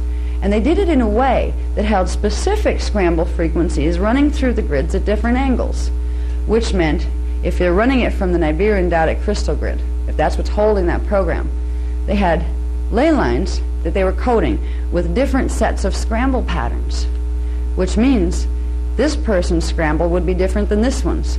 This race group over in this area would have a different distortion than this one, and this one would be different than this one. This is how the language patterns, where we don't even know how to talk to each other, evolved. They not only gave us a mass scramble pattern, they gave us a mass scramble pattern that had a bunch of smaller scramble patterns in it. So it would take a very long time before we could ever figure out who the heck we were, because with this, it wiped out most of the memory. Anything held in strands 4 and higher was completely cut off because you couldn't activate strand 4 or higher. Anything that was held in strand 2 or 1, part of that got knocked out of the loop. They left strand 1 and 2, the emotional body and the physical body connection, only enough that it would sustain the physical form. So we have a subconscious mind. All right, all of this stuff has turned us into what we are today. All right, this is why we don't remember the ancient history. This is why we don't even remember how we got into a body this time. Fetal integration was supposed to be a conscious process. I experienced it conscious because I had assistance with the gene code in the fetal body. We started out with an indigo imprint with a 6th strand awake, and we almost didn't make fetal integration. And because of that, they had to open the 4th heart chakra. To do that in a baby body, in an infant fetal body, you have to activate the 4th strand. So I came in with 4 and 6 activated. Where a normal indigo would normally come in with 6, but not 4, they'd have to progress to it. I remembered the process. I remembered who I was before. I had this scramble of memory pictures. It's like a Kodak album that somebody dumped all over the floor. You know, what time period were these from? You can see them clear and you knew you were there, but it took a long time to learn to sequence them. The fetal integration was supposed to be conscious. All of these things. Psychic perception, that was natural. We had these things to some degree until this time frame. In this time frame of 3470 BC, the Babylon Massacre, there was also an intention set that had to do with the year 2000 to 2017. There were certain individuals chosen that in each group did it. You had basically 3 agendas. Draconian agenda running. You had the Jehovian anti-Draconian, anti-other Anunnaki group running from Sirius A, Dolphin people, and you had the Luciferian Covenant, kind of unified Anunnaki Luciferian agenda. Now, the Luciferians decided, they started this, then the others picked up on, hey, that works, we'll do that. They selected a couple of groups of humans, because everybody got affected. All their Melchizedek races, too, ended up scrambled to some degree and had no memory. So it was re-education time. They would create groups of chosen ones. They would pick certain ones that had the correct fire letters. They had the lineage of the fire letters they wanted, the concentrations of the ones they were looking for to run the grids. And they would implant them. They would give them sometimes physical implants, but usually it was frequency implants in the 4th strand that would manifest in the astral body, that would allow certain parts of the 4th strand to turn on a little, but coded only to their matrix, where they would start to get psychic perception. They could start to hear their gods speak. This was done with the objective of knowing when it came time for the stellar activation cycle, they would activate those people. They would start saying hi again, and they would get them to run the grid work. This is what the New Age movement is doing. It was started back here in this period as a very good idea to advance the Luciferian Covenant. It was started after theirs with the implants that were put in the astral fields. Now some people, if you happen to be a Magi line or an Indigo line, you can get your psychic perceptions turned on. There are other angelic human gene codes that can do that. The psychic ability is a normal ability for anybody to have. What was not normal was taking that and distorting it with a pattern that tuned it into Nibiru or into Sirius A, where you couldn't hear anything else. It was like interfacing a telephone call. You're calling home, but you're not getting home. You're getting the office over here that happens to be an office that's trying to mess with you. This is what they did with the circuitry. This is a lot of the people in the New Age movement are being affected by this. They have implants they don't even know they had. They're karmic. They came through on their gene code. This was all part of the plan. Now, if I go through it at this rate, every one of these, it's going to be tomorrow morning. Okay. Now, I'm going to touch on the important ones because I do want you to see. I found it amusing when I started to see the whole Noah, Abraham, Moses story. So I'm going to get you through that. Because I just kind of went, oh, brother. Because I like these people too. They were the stories from the Bible that were told as children. We love these people. These are the great characters that are part of Jesus' thing. No, they weren't part of Jesus' thing. Jesus was completely different than that. He was a Sarah's Egyptian Hebrew person. Okay? they interwove them all together. So we would think they were all the same.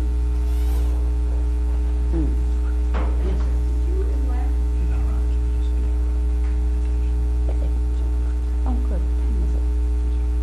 Is that this way? Oh, thank you. Wherever you go. Okay.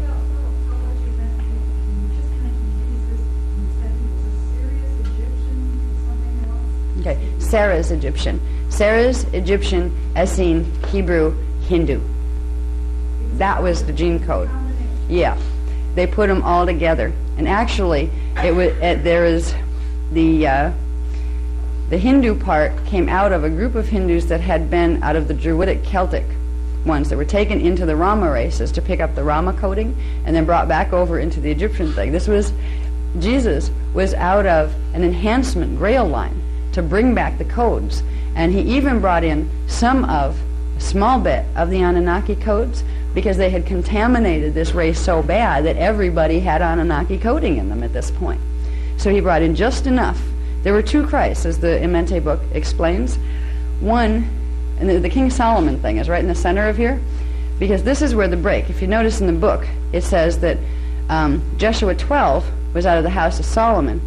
Jeshua 9, which was the Anunnaki Jesus, was out of the house of David. Now, King David was the father of King Solomon. So there's a crossover point between the two Christs. King Solomon had taken a concubine, Sarah's Egyptian wife.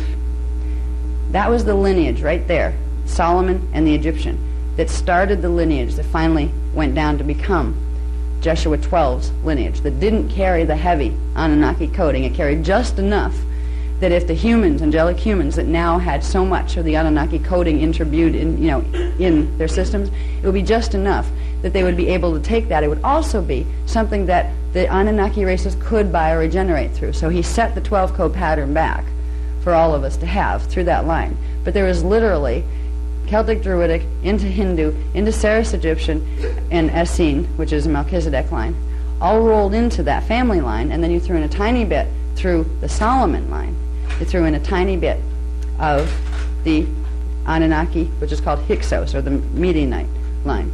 So he was like a composite. It was a composite family line. It was done that way on purpose to give the best opportunity for bioregenesis for all of the races, but particularly the human races that had their gene codes contaminated by Anunnaki. Now, at the same time, David, which is the father of King Solomon, David was the line of the Hyksos Midianites.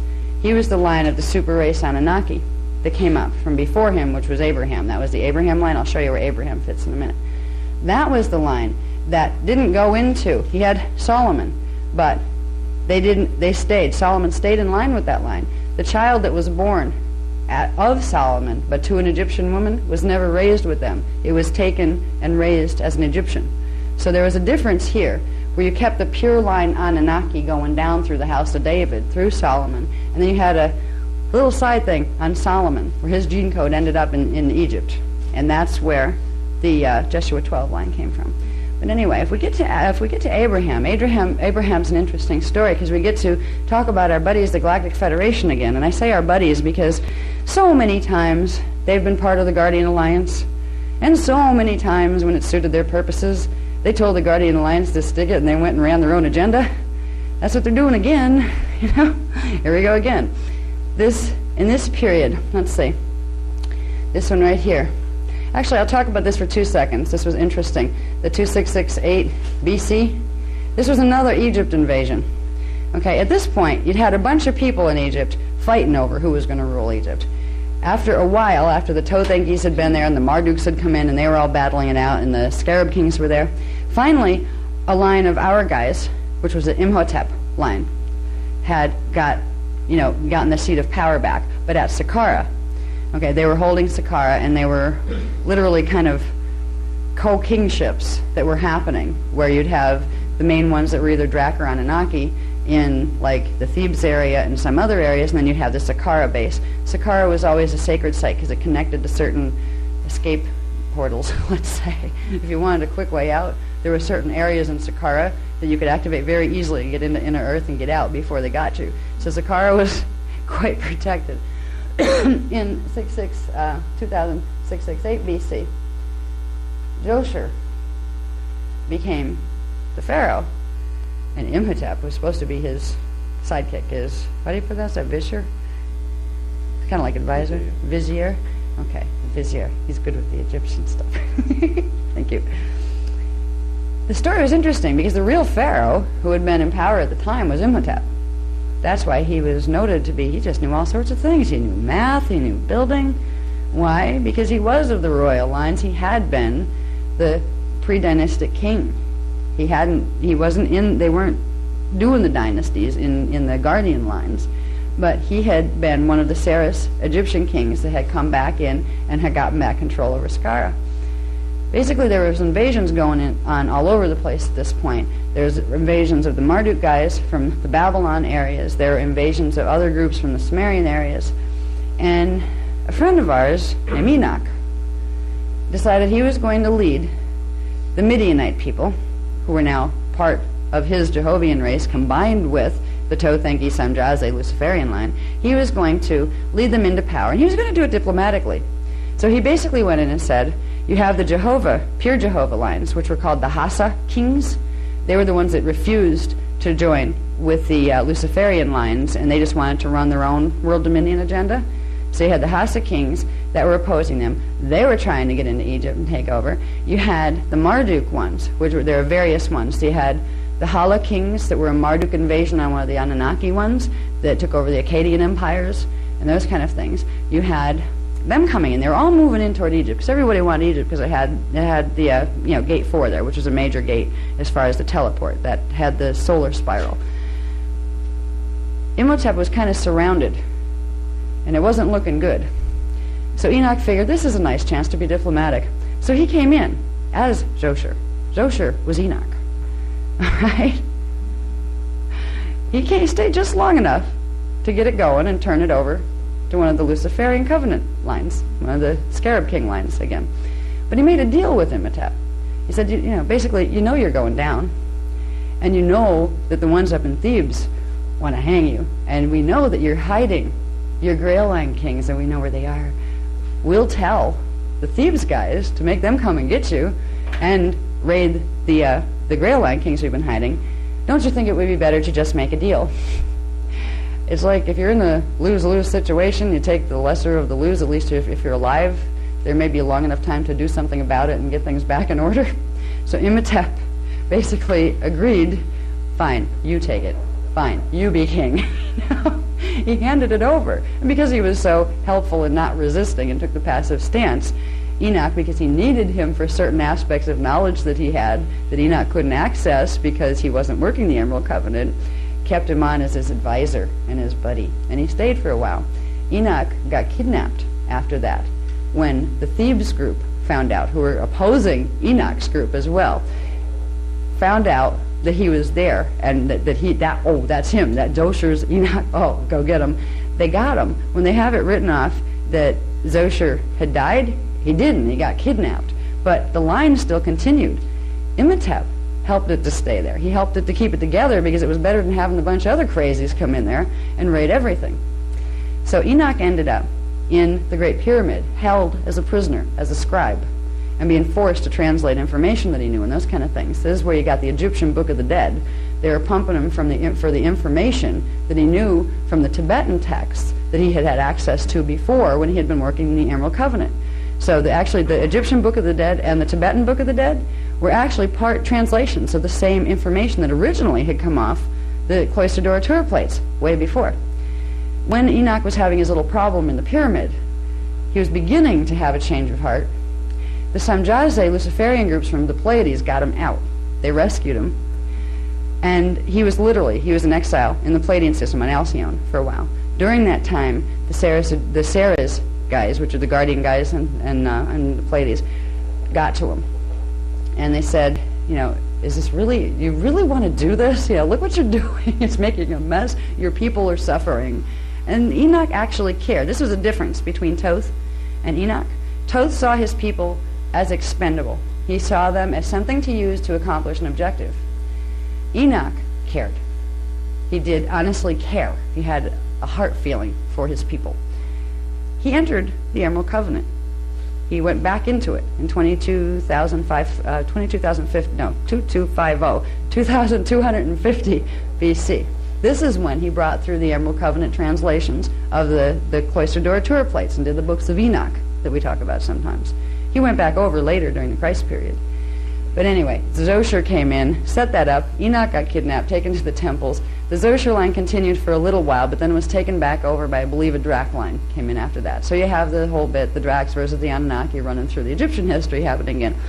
When we get up and through here, this is where Enoch's line, now without Enoch leading the helm, those people that he had been leading, which were the Midianites, the Hyksos kings, the kings without a leader, because Enoch went in the Emerald Covenant.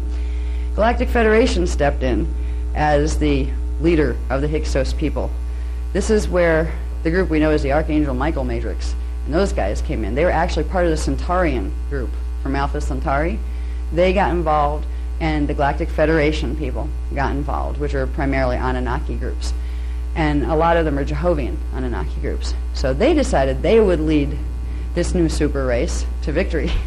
They would lead them to victory of the Luciferian Covenant, since Enoch, their original leader, was now defunct and he was over on the Emerald Covenant side. So they staged, and I have it someplace, I didn't list it on this list, but the Hyksos invasion began after a series of events that took place here. I think it's right around this period, I think it was 2074 or 76 BC, I don't have it on the list. But Galactic Federation got involved with the lines of the Midianites, and they birthed one of their Avatar-esque people in, or shall we say dark Avatar-esque people in. This was the person that came to be known as Abraham. He started out as Abram, and when he accepted, he's a Pleiadian soul essence. He was from the Pleiades Alcyone system. He was a Samjaze Luciferian, and he incarnated out of their matrices, and he incarnated into human form.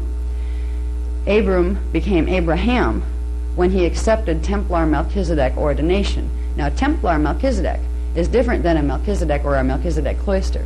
Templar Melchizedeks are the distortions on the true Melchizedek teachings that they're pumped all the way through from like D11, the Anu Elohim, the fallen Anu Elohim. They teach the Patriarchal Creed. They teach the Dominion Creed. They teach a vengeful, angry God when necessary, loving when it's convenient, but vengeful and angry when necessary creed. All right, it's a distortion on the true teachings of the Melchizedeks. It's a Templar Melchizedek. We mentioned that in the book. We talk about them a bit, the difference between a true Melchizedek, who is a representative of Source and the Law of One, and a Templar Melchizedek, who most of the time gives lip service to being of that association, but acts and behaves much differently.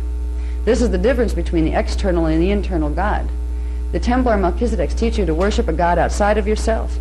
They teach you to worship a Christ that's on a cross, an illusion that never happened because neither of the Christs were even crucified. Okay? There's a difference. So Abram became Abraham when he incarnated into the body. The body grew up. And he was born in Ur, by the way. I think Thara was his father's name, or Tara. And they were born in Ur. When he came in, I believe he was about 12 when he had his initiation and opportunity for ordination, and he accepted the ordination with whatever group of the Hyksos that they had there, because the Hyksos were at that point running Templar Melchizedek Creed, the Jehovian Templar Melchizedek Creed. And once he became Abraham, then he was sent on missions. One of them was into Egypt to set the stage for this stuff that came later. This was after his lifespan. But he didn't live half as long as they say in the Bible, by the way. They twisted some of them to make them look like superheroes. There were some that had longer lifespans because they had the DNA turned back on, enough to run more frequency. But they weren't like, 600,000 years old. They didn't go that far at that period of time. Before that they did, before the major distortions. But anyway, one of the main things that Abraham's important to understand is in 2024 BC, they had first had him, before this period, move he and his family over into the Saqqara area where these guys had been hanging out. Now they had lost power, but these guys were coming over to help them get power back again. Remember, these are the Enoch lines, but Enoch was leading the Midianite lines at that point. So there was a bunch of Midianites that had been under Zoshar over there that had lost power to a Draconian legion that came in. So Abraham had been sent over to start mobilizing these people and getting them back in power and out of persecution. So he had mobilized a bunch of them to go on a conquest. Guess what they were sent to steal? Again. Yeah, there it goes again. Now this thing moves around more than anything I've ever seen. Well, they got a hold of the Ark of the Covenant box again, and thanks to Enoch, who had left at a certain period something called the Watchtower's texts, which were originally the symbol codes that he had decoded the box so he could open it. They were going to use these. They were going to do the World Dominion campaign again. It was basically get all the instruments and wipe out everybody else and take over, and then when the star activation cycle comes, there's no competition. That was the basic agenda that all of them were trying to run. So right before this period, Abraham had gone from Ur with some of his family over into the Saqqara area. He married, I believe, an Egyptian woman, one of the, well, she was Midianite, but Midianite Egyptian, kind of, living in Egypt anyway, in the Saqqara area. Then he was sent on a big mission. After they managed to get a hold of the Ark of the Covenant again, they stole it from the Saras Egyptians again, they were asked to do something that wasn't very nice at all. It was called the Dead Sea Conquest, because the area that got most affected was the area that they now call the Dead Sea, that's between Israel and Jordan, in that area. It was the Dominion quest once again, and again they used, Toth was still in on this, he's still Luciferian, right? They used the plate, the CDD plate 11 that he had, they activated that with the rod and the staff that they'd stole with the staff. And again, they used Gate 10. They were going after Babylon first, because the Marduk groups were still in control in Babylonia and in those regions. And they had built a couple of, you could call them spaceports, but they weren't spaceports like we think of them. They were portal access points where they learned how to run some of the diagonal running portals, the smaller ones that could get you not only to inner Earth, but up into some of the other systems, sidestepping Giza, which they didn't have full control over because Nibiru had the solar spiral. Right? So they launched the Midianites under Galactic Federation and through Abraham, sent Abraham out back to Ur, where Gate 10 was. They used Gate 10 to run grids through the frequencies because they could activate it temporarily using the 11 plate and shield. And they sent frequency pulses out through the ley lines to the prime areas that they wanted to get rid of, which were the areas over by the Dead Sea and several other positions in Babylon. Babylon itself was there. Because it wasn't as successful as they wanted, they staged raids after that. There were some air raids that came in where they literally used the rod and the staff. They took them. You can't take the rod and the staff out of Earth's atmosphere. This is why it's always been on the planet. If you take it out, it decodes it, and it won't work down here anymore. So you have to keep it in the planetary fields. There was a point, at this point, with the Dead Sea Conquest, that they tried the grid thing that had succeeded with the Babylon massacre. It worked to a degree, but there were still problems. They were using the two portal setups. The portals became known as Sodom and Gomorrah. These were the access points that they had used to sidestep anything the Marduks had used to sidestep anything that the Luciferians were trying to do to contain them. So they used the tools themselves by taking the tools in craft, in 3D. They brought the ships in, taking them over to this area and using them directly, beaming them down, using them directly. If you use them together, they create a photosonic wave, which is a photon wave, but it carries a sound vibration that has the ability to move into the D1 level of molecular structure. That's the stuff that can vaporize. And they literally vaporized them. They wiped out the two areas, the two cities, and they also kind of wiped out the nice lush area that used to be what's called the Dead Sea now, because it used to be much nicer there. There was green there, and there was water there, and that kind of thing, but not anymore. So that is another thing. That is in biblical record. Sodom and Gomorrah story, that's where this comes from. When, after that period, we had managed, this would have ended up, by the way, this would have ended up, we wouldn't be here speaking about it right now, if our guys hadn't stolen the ark back. And we managed to get it, and I think we didn't get the plate back, we didn't get the shield back, but we managed to get the box with the two tools in it back. So that was enough to stop them from using the plate and the shield.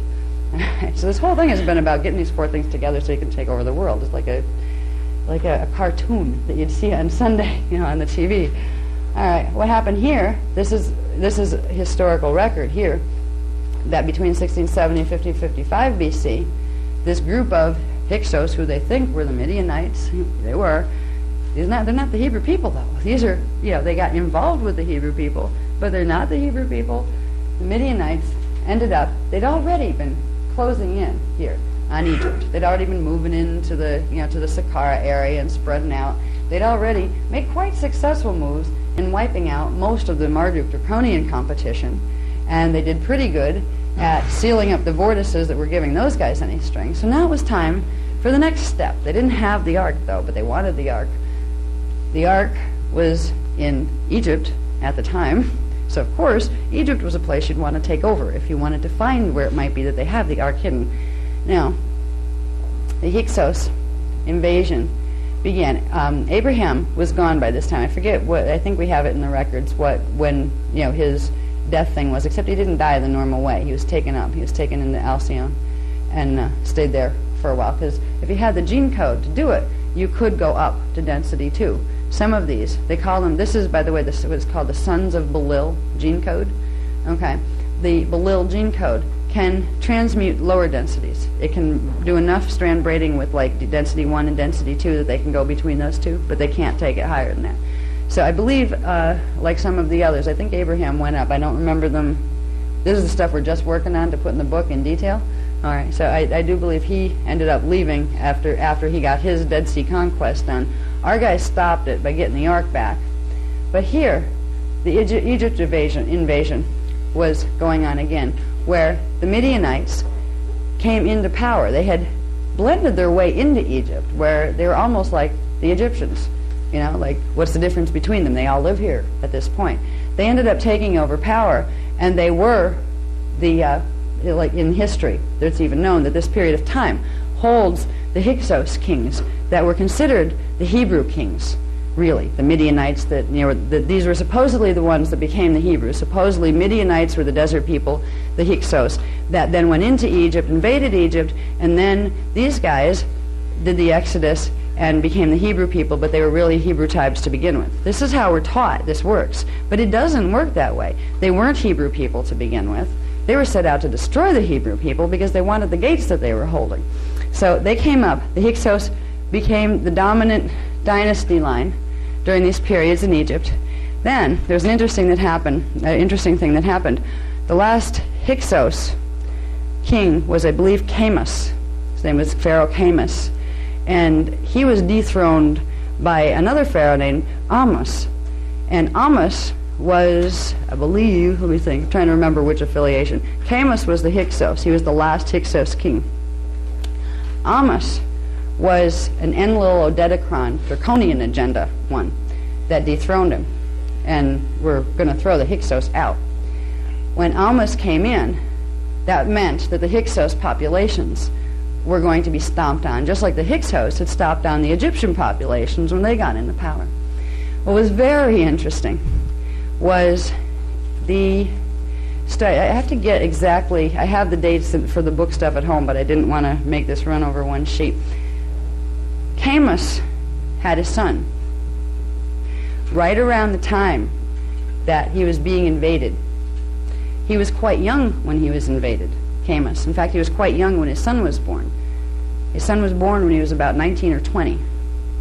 But at this point, Amos was taking over and progressively moving in, and they knew that Camus was going to be killed and his family line.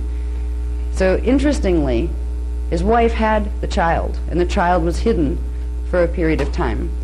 And then Camus was killed, and Amos took over. And then there was a baby that floated down the Nile. Amos raised Camus's son and didn't even know it. His name was Musa, which became Moses. Now there's older references to Moses. If you notice, we have Camoses, Amoses, all sorts of Moses all over the place. These were names that came out of Sumeria in Ur originally that had to do with the Hassa king lines, which were the ones that went in to invade the Hebrew lines. They went after the Hebrews before the Hyksos fully went after the Hebrews. When you see what they've done here with the history, it's very, very frustrating, because we're taught it one way, but you can see how it really could be this way, couldn't it? Oh my God, it really could. It was.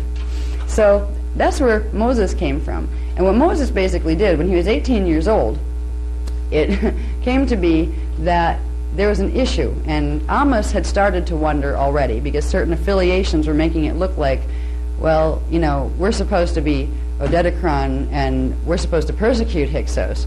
Why do you protect them? What is this? So he started to wonder what was happening, and there was a test where the story of there was a murder that took place, and Musa had actually murdered an Egyptian to protect the Hyksos. And that was enough for Amos to say, "That's you. You're one of them, aren't you?" So he was hunted. So that's when he went out. Get out of Egypt, go into the lands. I think he went into Canaan first. They ended up taking him to Galactic Federation headquarters at the time, which was outside the area that we now call Jerusalem. There was a whole journey to get there. This was the first time he went there. Galactic Federation met him on Mount Sinai. They call Mount Sinai. And they gave him some things to do. And they gave him the one thing that, even though our guys got the box back with the staff, didn't have the rod, which is a smaller device. Gave him the rod. Parting the Red Sea is not too hard to do when you have one of these power tools with you. This is how that whole story came to be. When Moses was sent back into Egypt to terrorize the Tutmosis line of kings. Terrorized Tutmosis I, Tutmosis II. By the time Tutmosis III got in there, he was so sick of these guys, he said, "Just go, get out, stop torturing us," because they had the power of using the rod. And in the meantime, Galactic Federation had gotten the staff, the whole box back again. So here we go again, the World Dominion campaign's on again, because now they had the rod, now they have the staff and the box back, and they have the shield and the signet plate. So Moses led the Hyksos, not the Hebrew people. He led the Hyksos out of Egypt to the Promised Land, right outside the Promised Land. Led them to Mount Sinai area after a very long excursion through the deserts to move around other tribes that they knew they couldn't move through. The Promised Land was promised. What the promise was, as Galactic Federation promised them, they'd let them use the staff and they'd show them how to do it. So all they'd have to do is wipe out the Hebrew tribes that were down there and take it over. They were going to use again the rod and the staff and the signet plate and shield to do what they had done in Babylon before. The reason they never got the Promised Land was because the Sarah's Egyptians grabbed the Ark box again from them, and they took it over to Hatshepsut's place, which was in Egypt. Hatshepsut was one of the good guys. Notice, this was the Israel Crusade, okay? We got the Exodus. We get them over there. Then there was the Crusade. Okay, let's go wipe out the angelic human Hebrew 12 tribes there to get their space, because that's where the gate is that we want. So they, right here, this would have been another world dominion. We wouldn't be here speaking about it. If the Sarah's Egyptians, who had been exiled in the desert at this point, they became desert people, the Grail Lines, they stole the Ark back. They stole it from the area that became what was known as King Solomon's Temple. That was built on Mount Sinai, and it actually was a building once upon a time until the Palladians accidentally flattened it with one of their beam ships. There's some really funny mistakes here, sadly. But the Ark was taken by the Sarah's Egyptians to Hatshepsut's area, which is, I believe, is across from Thebes. Across the Nile from Thebes? Is it Thebes that it's across from? I have to study my geography a little bit better in Egypt. Yeah, it is Thebes. Yeah. All right. But unfortunately, Hatshepsut was the half-sister of Tutmosis III, who was part Odedicron, running a Drac agenda. And when he got wind that it was over there, of course, they raided Hatshepsut's temple and took it. But not before we recoded the seals on it again, so the same security seals wouldn't work. The whole 10 Commandments bit was when Galactic Federation had figured out the new seals that we had put on before that they were trying to crack to get access to the box. The 10 Commandments, there were several tablets. There were the tablets of the laws. They were made with the rod instrument. You could carve stone with this stuff. It was easy. And God's hand didn't come down and do it. Moses did it. He used the rod to carve them. There were a set of tablets that were put in Solomon's temple that were blown up when the temple ended up getting flattened by the Palladians by accident. These were the tablets of the laws. These were not the 10 commandments. The commandments were the sound tone programs that were supposed to be used, audibly spoken, to open the seals on the Ark of the Covenant box. They were on 2 tablets. Those 2 tablets, as things went around with the Ark traveling all over, now there's another object you have to keep track of course. You don't want the tablets and the Ark to end up in the same place. So the Hyksos were trying to make sure the tablets were okay because they didn't want to lose those tones. Our guys ended up getting them and figuring we might as well keep them, because if we ever need to have them where our guys need to access it fast before we have time to reach them. They went to Africa. They're still in Africa. Okay? The tablets are in Africa, the 10 Commandment tablets. There were 10 out of 12. The last 2 you would have to be able to pull yourself or have a guardian give you. Now, the law tablets were the ones where thou shalt not this, thou shalt not that, thou shalt not do anything that's going to make it so the Luciferians can't control you, is what it came down to. Okay? Some of them were good. They were based on old teachings from the Cloister d'Oratura texts that had said, love one another, treat one another well, thou shalt not kill, thou shalt not steal, these kind of things. But they twisted them into something else and used it as a foundation to corrupt the Hebrews' sacred teachings. The Hebrew teachings were sacred. They were translations of the Cloister d'Oratura plates. But they interwove them with the Jehovah, Yod-He-Vod-He stuff that wasn't originally a part of them. And what's been done all along is there has been a progressive make history disappear behind you plan. You rewrite it here, make it disappear back there. Get rid of as much records, twist as much as it can, leave a few little pieces that make it look like it was still there. But anything incriminating that shows your story is not going to make it, get rid of. And that's what they have done all along. So are people getting tired? Do you want a 5-minute break? Yeah, okay. I notice I'm getting winded. Usually that means, okay, we'll make it 10, because by the time you get out to the bathroom and back, it's more than 5.